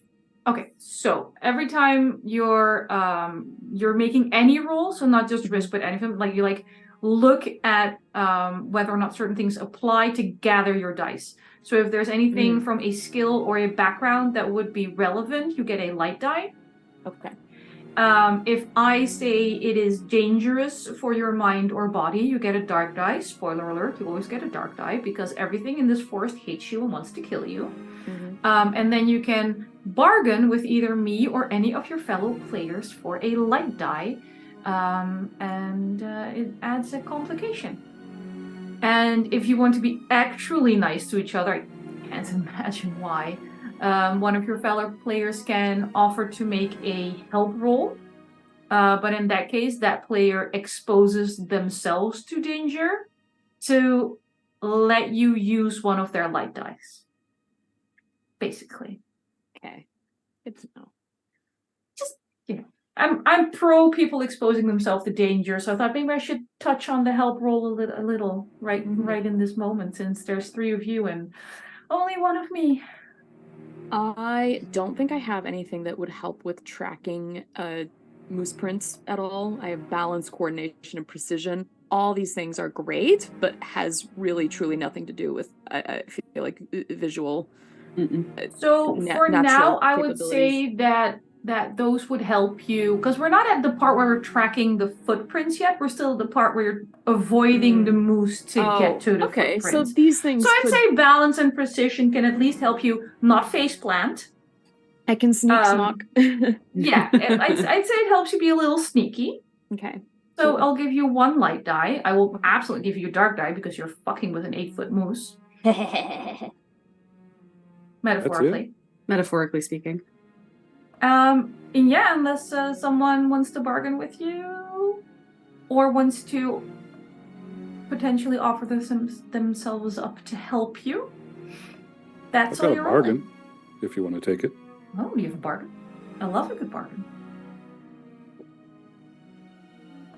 Yes. Let's do it. Potentially. You want to hear the bargain first. You want to hear the bargain before you accept you want to hear the bargain, bargain. before you say yes. Oh, I thought we had to agree to bargain first and then we go into it. Gotcha. I will be tempted to accept That's a the dangerous bargain assumption. after hearing what that bargain is. Yeah, I will allow you to tempt me. Okay. Jaque has been talking to Tempt me. this mule for a long time. The daughter's been talking back, and I think you're going to start hearing her. I think that voice now has somewhere else to go. Do I hear it in my head? Sometimes. Sometimes. Okay. I could live with voices in my head. Why not? Famous last words. All right, you get an additional light die. Okay. So remember, regardless of whatever you roll, The voice is there. Okay. To be fair, if she gets Sure. crushed by an 8-foot tall moose, the voice won't be there for long. Valid. Yeah. Valid. Problem will be taken care of regardless. Eventually, it'll all work itself out. Yep. Okay. Rolling. Oh god. Oh. one of my light die and one of my dark die. There's just one of each. Okay, sorry. I rolled a 4 on the dark, and I also rolled a 4 on one of the light. The other light is just a 2. So it's a even. Okay. But your highest is a 4. My highest is a 4 on both. On both the light and the dark. Yes, indeed. Okay. I don't know what that means. It's a great question. Don't worry yourself about it. That's great. I love a little giggle that came out of Liz just as I said that. Don't worry about it, it's fine. I mean, your highest die is a dark die. So you get ruin. Oh, You get a ruin roll even. Oh, do I roll? What am I rolling? A single dark die. A single dark die. Okay, so I'm crossing off a ruin. You took off a bunch of ruin after character creation, right? Because you were starting at like 1,000,000. Yeah, I decided to start at the one ruin instead of. Okay, good. Thank God. Yeah, So my players made was characters, and then I got character sheets, and then I was like, okay, so this is going to be a 1-hour game because several people were starting at like 4 or 3 ruin. I thought trying to make it to part 2 would be helpful. We all came to our senses in the end, and we have less ruin. Okay, so Definitely not me just dropping my pen. One dark die. I rolled a 1 on the dark die just now. Oh, you actually managed to roll lower than your ruin. Mm-hmm. I'm proud of you. You don't gain a condition or additional ruin. Ooh, nice. Okay. You have to roll.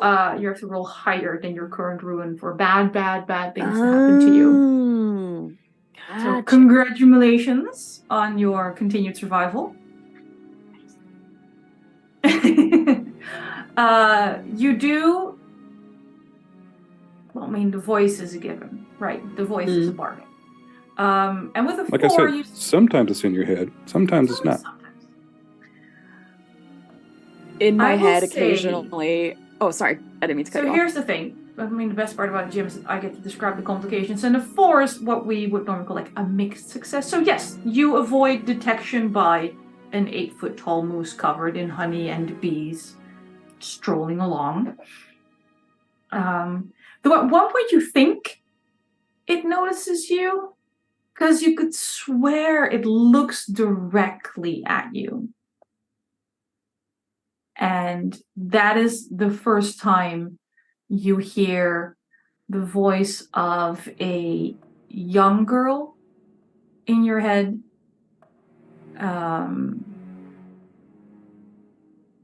You can't place, like, she doesn't sound enough, like, out of character. She doesn't sound enough like Jaque for you to immediately pin it as related to. But you just hear this young female voice that you assume is the moose talking to you, just saying, "Why can't I rest?" And you shake it off, and you circle the moose, and you find some footprints.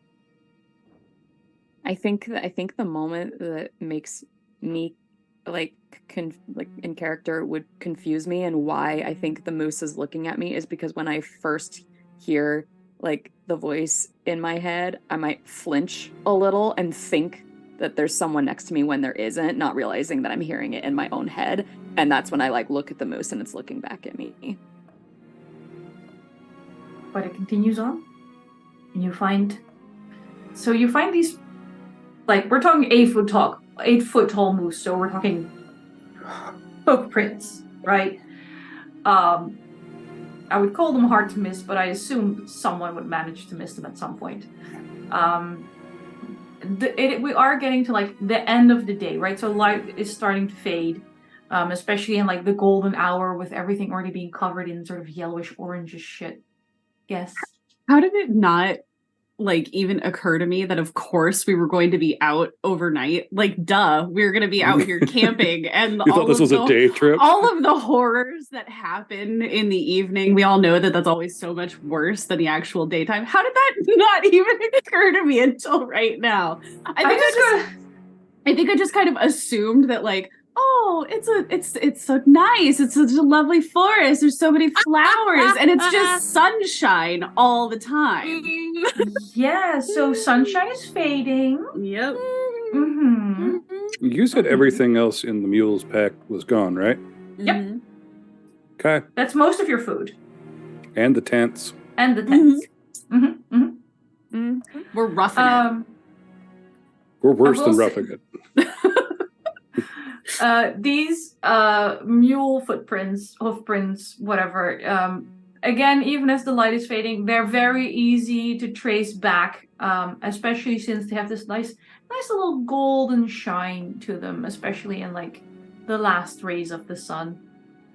Called golden hour for a reason.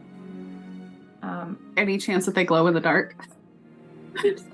Are you having a better look at them? Sure. Okay. So it seems to be like a powdered layer of chitin, which you would assume doesn't glow in the dark. It does look like millions of bees that died here, fell to the ground, and got crushed up into this golden, crunchy topsoil. Neat. It's like honey bunches of oats. Oh, God. Interesting. Okay. All right. That's different. I mean, Ariadne found tracks. Talia and Orla-Nima were with her. Jaque, what's your plan? Yes. Once it fucks off, I will rejoin the party. It fucks off eventually. But it's just, I'm kind of distracted by strapped to my leg a lot. Both my legs are just kind of feeling off. Fair. Again, not meant to be a leading question. Talia, Orla, Ariadne, are you waiting for Jaque? I would think that once we get around to the far side where the tracks are, we would probably wait there. Did you already pay him? Half up front, half at the completion of the mission. Savvy. That's my wife for you. That's how we bought supplies. That's how we bought supplies. That's right. As your lying, embezzling wife. That one. I appreciate a good hustle as much as anyone You else. still love me. Don't be too mad, baby. I brought you some toast. I was a little mad, and then I was like, good intentions. Should be fine. An emotionally complicated lesbian relationship? No. What? What? Oh, please. You know they moved in after week 1. Oh, yeah. Was that joke the second thing you bring on a date to We U-Haul? U-carded this shit. Yep, there you go. Love it. Okay. The hoofprints are leading out of this floodplain into a little more densely betreed forest. Definitely not a word it is now. Love it. Now that Perrier's gone, what's the marching order? I'm in the back. Ah. Huh. I killed Perry. I feel really bad. I'm not happy. So I'm taking my time to myself. That's valid. With Talia's occupation, I think it would probably make sense for her to be in the front with her skill in beast, so she would be the one tracking. Not that you could miss it once you get started on the path, I assume, but... I have one job on this ship, and I'm going to do it! That's right! I think I would be behind Talia, but I would also just I would find it in my cold heart to turn to Jaque once he rejoined the group and just say sorry. Oh, Perrier. It was a kindness. He was hurting. This way she It can was rest. the wiser choice. I choose not to tell him that I don't think Perrier is resting at all. I may be I may be negative, but I'm not cruel yet. Yet. I also referred to Perrier by two different genders. So You maybe sure I'm not did. talking about Perrier. Sure did. Orla doesn't say anything to Jaque, but she rifles in like her voluminous outfit and hands him a little carving of a mule that somehow looks like Perrier. When did she carve it? How does she have it? Who knows? Magic. Magic. Take a As- little piece of string, make it a necklace, and hang it. Oh no! You can tell we're all just like really nice D&D players usually, Yeah. and the urges to like not betray each other are just very like strong, and it's hard. You can tell we're all just like. I was about to say, as Sure. Orla-Nima hands this wonderfully carved Perrier statue to Jaque, Ariadne hears just this quiet little voice in your head that you heard before, and it goes, "I trusted a witch once." Do I hear it too? No. Okay. You made a deal. You are not going to hear your daughter's voice again. Mm-hmm. It has a new space. You passed it on. Or did. I'm going to. I'm going to say to Orla, like, something about the carving. Like, it's a fine craft you have, and then just kind of squint. Witches. She gives you a look that's hard to read, but isn't unfriendly? So sad we don't have insight in this game. They just do. It's like the standoff nod. It's okay. We're from Portland. We know that look better than anybody. The thing, I think part of it, the reason it's hard to read though, is because of her one gold eye. So it's hard to read that emotion from that eye. Yes. I mean, there's a solid gold eye with like a whitish pupil. Yeah. Definitely hard to pull like emotions out of the uncanny valley of that eye. So out of curiosity, as we're watching this standoff nod, are we friendly? Was that a compliment? Kind of. It's not quite awkward, but it's tense. Did you only meet today at the forest edge? And if so, how come you're adventuring together? Like, what's the background between Orla-Nima and Ariadne? Why are you even talking to each other right now? I think maybe to kind of step in and give a little context. I imagine at this point, Talia is probably the mastermind behind the party coming together. I think after she acquired Jaque and his services, she Perrier, indeed, probably made a post somewhere on a billboard, not a billboard, like in town square, being like, "Hey, I'm going to do this thing, and I need 2 additional people of capable services. So meet us here at this date and time." Without, positing any information about like who she was or specifically what she was looking for. And these are the only 2 who showed up. I'm like, because everybody else was like handwriting. Everybody else was like, "Oh no, we've heard stories about this place. We're not going anywhere near that. We're way smarter than that." Yeah. Apart from your wife, there's just enough information of like, yeah, that's a dangerous job. Yeah, but also, exactly. If you make it out of this, set for life. Enough people have made it out that there's stories, because stories don't come from the dead. Valid. It's a fair point. I disagree with that I premise. mean, that's not necessarily find the dead and then make up stories about it. No. That's saying, because you're just assuming the dead don't talk, and sometimes, No.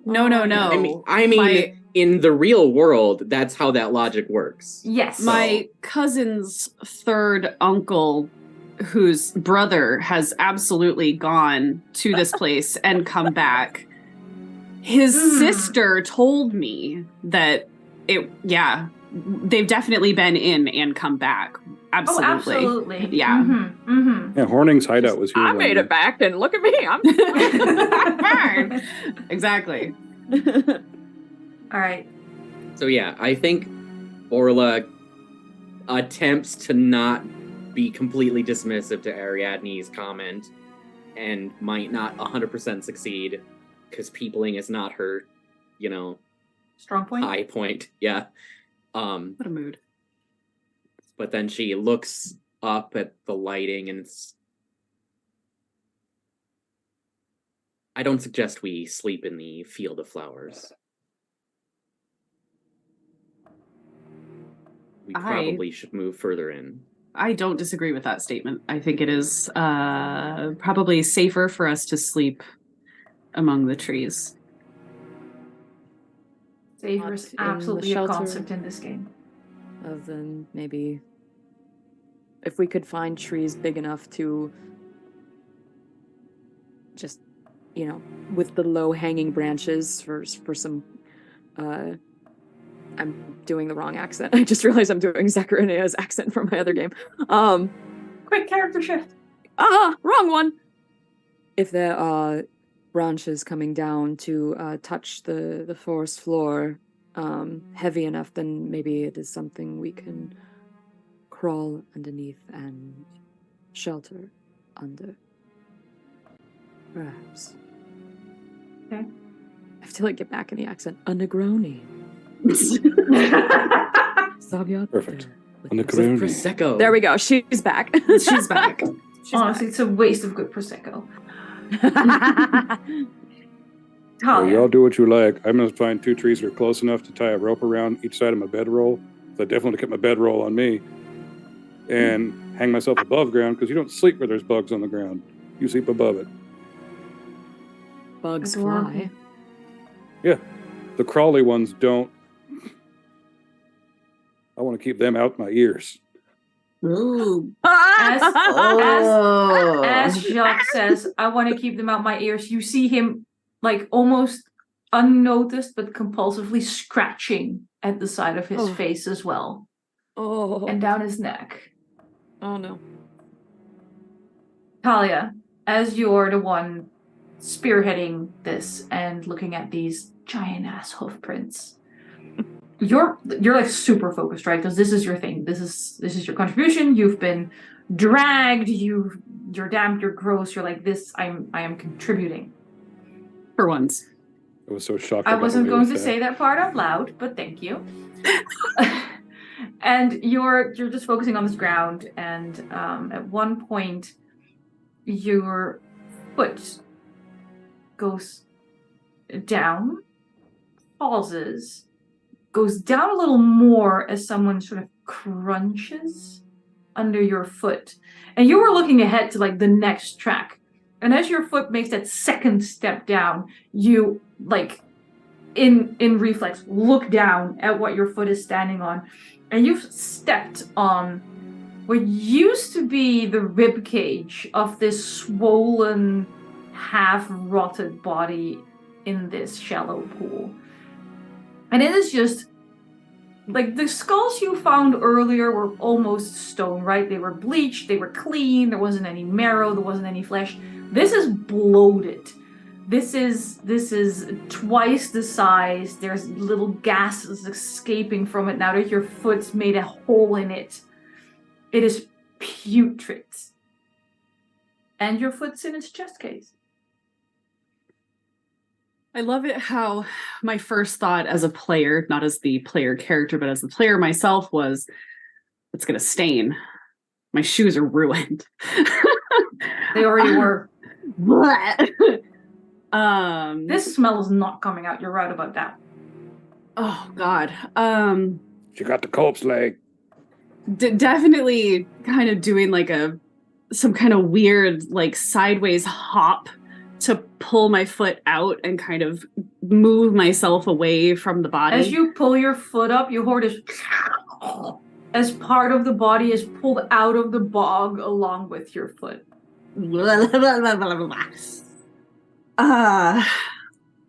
I I will say you only Probably get the fine. torso, so like it separates at the pelvis, so you only have like rib cage and head and some of its arms. It does drop like a brazier now that you're dragging it along. Like a slipper, like a horrible slipper. Yes, a squelchy, crunchy slipper. Horrible slipper. God, I really don't want to touch it, but I definitely need to get it off my foot, so I'm going to bend down and physically remove it from my foot. Okay, are we doing this carefully or are we doing this haphazardly? Honestly, probably at a moment of not like panic, but definitely like I need to get this off of me because it's all so much the smell and the way that it looks and the feeling of it. It needs to be gone. I need it away. Okay, so we're not taking any care. Can I have a risk roll, please, to see how we're doing with this incredible biohazard? I am going to use one of my light die for this. Sure. Yeah, I don't think any of my actual skills will help, but I'll give you a dark die because you're risking body and mind. yes.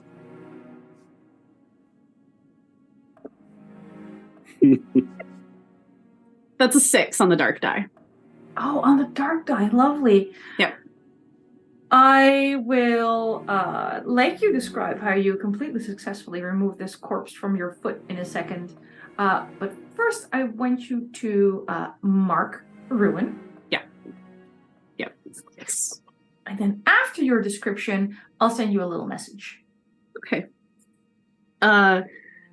Yeah, so not quite like full on like sitting down in the mud to remove it, but definitely like leaning on one foot and kind of putting my hands around my calf and just pushing with all of my strength to just get it all off at once. Just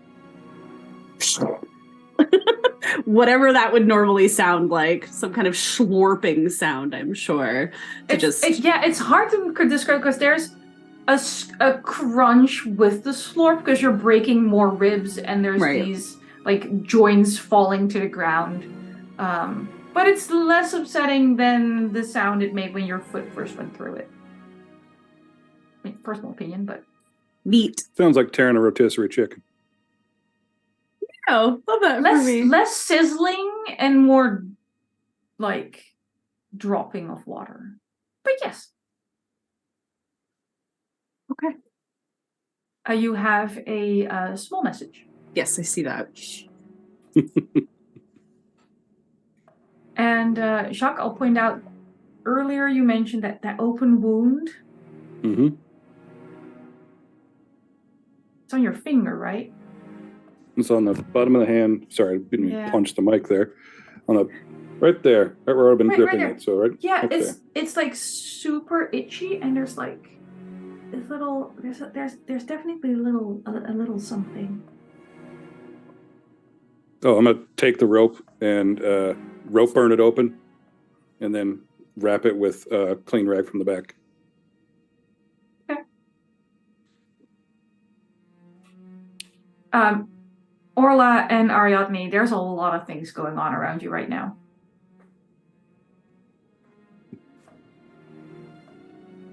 Thoughts? Emotions? First or second impressions? How do you feel about the corpse Nikes you were just wearing? I would have gotten up close to Talia. Like fuzzy slippers. And probably would have been at least close, but maybe not like not so she'd notice necessarily, but more instinctively. She's very preoccupied right now. She probably leaned on my shoulder at some point as like, when someone's like, oh God, I got a rock in my shoe. And they just grab the shoulder of the person next to them and they're trying to, like, there probably would have been a shoulder grab. So I'm like close enough to like brace her to keep her from like falling as she's like trying to kick this corpse off of her shoe and then eventually pushing it off with both hands. And then I think I would have just kind of like pulled her back a little from the depression area that this corpse was in, because it was a step down, right? Well, it was a straight step, but she started on top of the rib cage and then went through the rib cage. Okay, so it was like it wasn't buried. It was more like even with the ground that she was already on. It was pretty much even with the ground, but she was very focused on like the next set of hoof prints. Okay. As you're helping Talia, you hear this quiet girl voice in your head going, "You know, my daddy saw a lot of rotting and dying."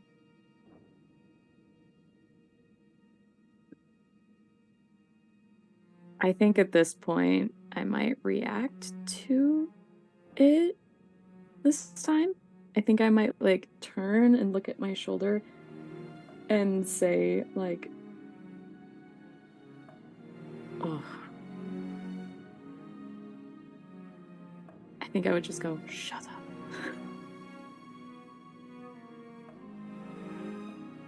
That's not going to sound concerning to anyone at all. Yeah, I was going Me to say saying shut up to something that's not there. Let's say you're next to Talia right now. I was going to say, yeah, would you That's say between it? you and your wife. You have would you say it loud enough for me to hear you? I mean, you're shoulder to shoulder. We are pretty. You would hear it just by proximity, but I am whispering, so it would just be a very light, like shut up, and you'd hear it under my breath, and you'd be like,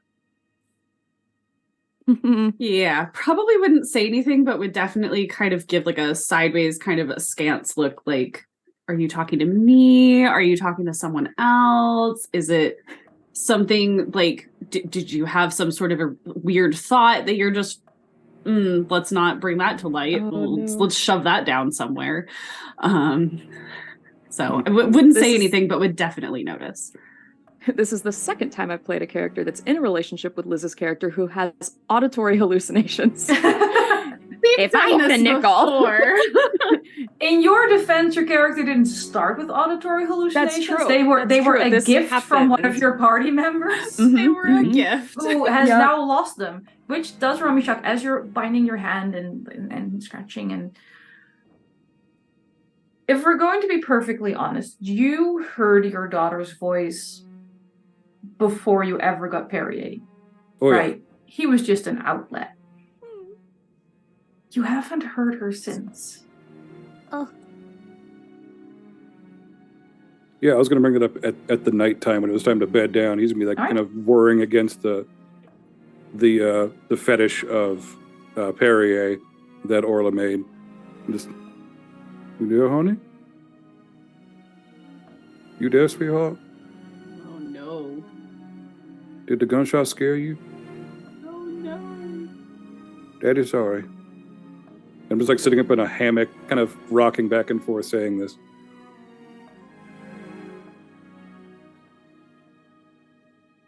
It's probably fine. Yeah.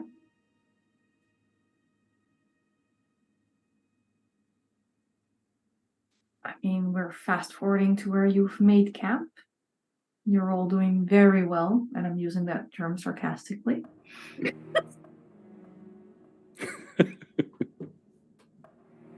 We've already established that Jaque has a hammock strung between two trees off the ground. It's not this is a bedroll. Yeah. I'm this is using like a one-time I'm use. using the word hammock very loosely, right? Yes. We're like roughing it is, again, putting it mildly. How are the rest of you dealing with this coming night? You've reached the tree line. You're off of the floodplains. Getting a little trickier following those hoof prints, right? Now that we're out of the floodplains and under the trees, they're fading a little bit. But daylight is practically gone at this point. What kind of trees are we looking at as we enter the tree line? Are they like deciduous trees, or are they carnivorous, or? I mean, this is your world. What trees are they? You tell me. Well, I absolutely adore Ariadne's suggestion, so I would say that they are probably more like large pine trees that have the big wide boughs. So we would be able to climb underneath them to find a space to shelter. Okay, sure. As some would say, I'll allow it. Beautiful. Redwoods and cedars have the big branches that come down. Yeah. And that fits in with like the warm climate of these woods and the moss and everything. So I know we fast forwarded to how your camp is looking, right? Because there's one very shitty hammock. There's 3 people trying to hide under trees. But I want to briefly come back to Talia because you're the one leading the way. And after you got rid of what was affectionately called your corpse Nike, how did you continue on? I would say we probably just continued to follow the trail of the moose. Of course, anytime that things get weird, or that's not a good choice of words for this. No. When they get a little murky about which way we're supposed to go, like we're kind of casting about, trying to find where the next hoof print is, though I suppose it wouldn't be too far away, but whatever. Anytime that Talia is kind of talking or like thinking out loud, anything like that, she's making these kind of strange sweeping hand gestures that nobody has ever seen her make before. It looks like she's trying to do ballet with her upper body, and it's very weird. My God, she caught Italianism. Put her down. I'll get the pistol out. This is really funny to me. My family is Italian. Yeah. My sister-in-law is Italian, and I know what you mean. We talk with our hands. It's true. Really Italian. It's to make up for how short they are. I'm sorry. I always call my sister-in-law travel-sized because she's tiny. It's true. It's true. I think it's worth noting that Ariadne would definitely notice these weird, like, sweeping hand gestures, and maybe as they're starting to bed down for the night, she would pull her arms in and like hold her hands, and just like they would go to sleep like that with her just like holding on to her hands and keeping them still. That is so sweet. Sweet. Jesus. Here for a good time, not for a long time. I have to admit, I was worried that you were going to be like, and I'm going to hold her hands while we have a conversation. I was going to be like, oh, this will be fun. This will be a good time. Yeah. Look, Ariadne, we could have a conversation. Yeah. There's plenty to talk about that neither of you saying out loud. I don't know what you're talking about. My point exactly. Orla. Hi. Hi. Are you getting your own tree? Are we snuggling with Jaque? What's the situation? I mean, that's really awkward because I don't think there's really any room with Jaque's one bedroll hammock. I mean, it would be a snuggle, right? You can't just share the bedroll and not snuggle because it's like. And he's 6'5", 3-something, so. It'd be like puppy sleeping on top of a bear's belly is basically what it would look like. Pretty much, yeah. So I think not that Orla didn't have a house or anything, but Orla spends probably a similar amount of time in areas like this that Talia would with her background. But Orla starts as everyone starts deciding where they're going to sleep, and she pulls a small pouch out of one of her sleeves, and she makes a little circle out of what falls out of the pouch around Jaque, and she does it around the fir tree, making sure that at the end of the second circle that she's inside the circle under the tree with the girls. Am I awake for that? I don't know, are you? That was a DM question. No, that's a you question. Are you? If it's done late, we're all bedding down, or is this done while we're... It's also an Orla-Nima question. Are you waiting until people seem to be asleep, or fuck it, we're bedding down, we're doing it now? Considering it's meant to be protective, as soon as it seems like we're done traveling, she starts. I'd say you're awake. I then imagine I'm Jaque absolutely might not have letting a that happen around me. somewhat hard time sleeping tonight. Yeah, that is not happening around me. if you start it, I'll rip it apart. Just absolutely not. He was like, no circles, not around me.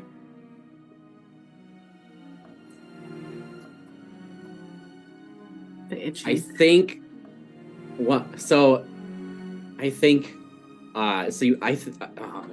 words, brain, catch up to me. So with Jaque, she probably didn't even get halfway through the circle then, because No, probably there's you were like quarter along, and Jaque, yeah, do not. yeah, and I think there's a little bit of metagaming in this because I think Orla knows a lot of us are really just we're fucked already. And she was just trying to be... Even in character, Orla knows this is not a good place, right? Yeah. The rest might be full of optimism. You're very, very worried about the kind of expedition you've tied yourself onto. Yeah. And Orla's not the kind of person that would fight Jaque on this. So there's just kind of this somewhat sad look when he's like, no, not around me. And she just gives a little nod. Yeah, you would see that Jaque went kind of pale when you started. Like real fear and anger. Like it was a snap, just don't. Mm-hmm.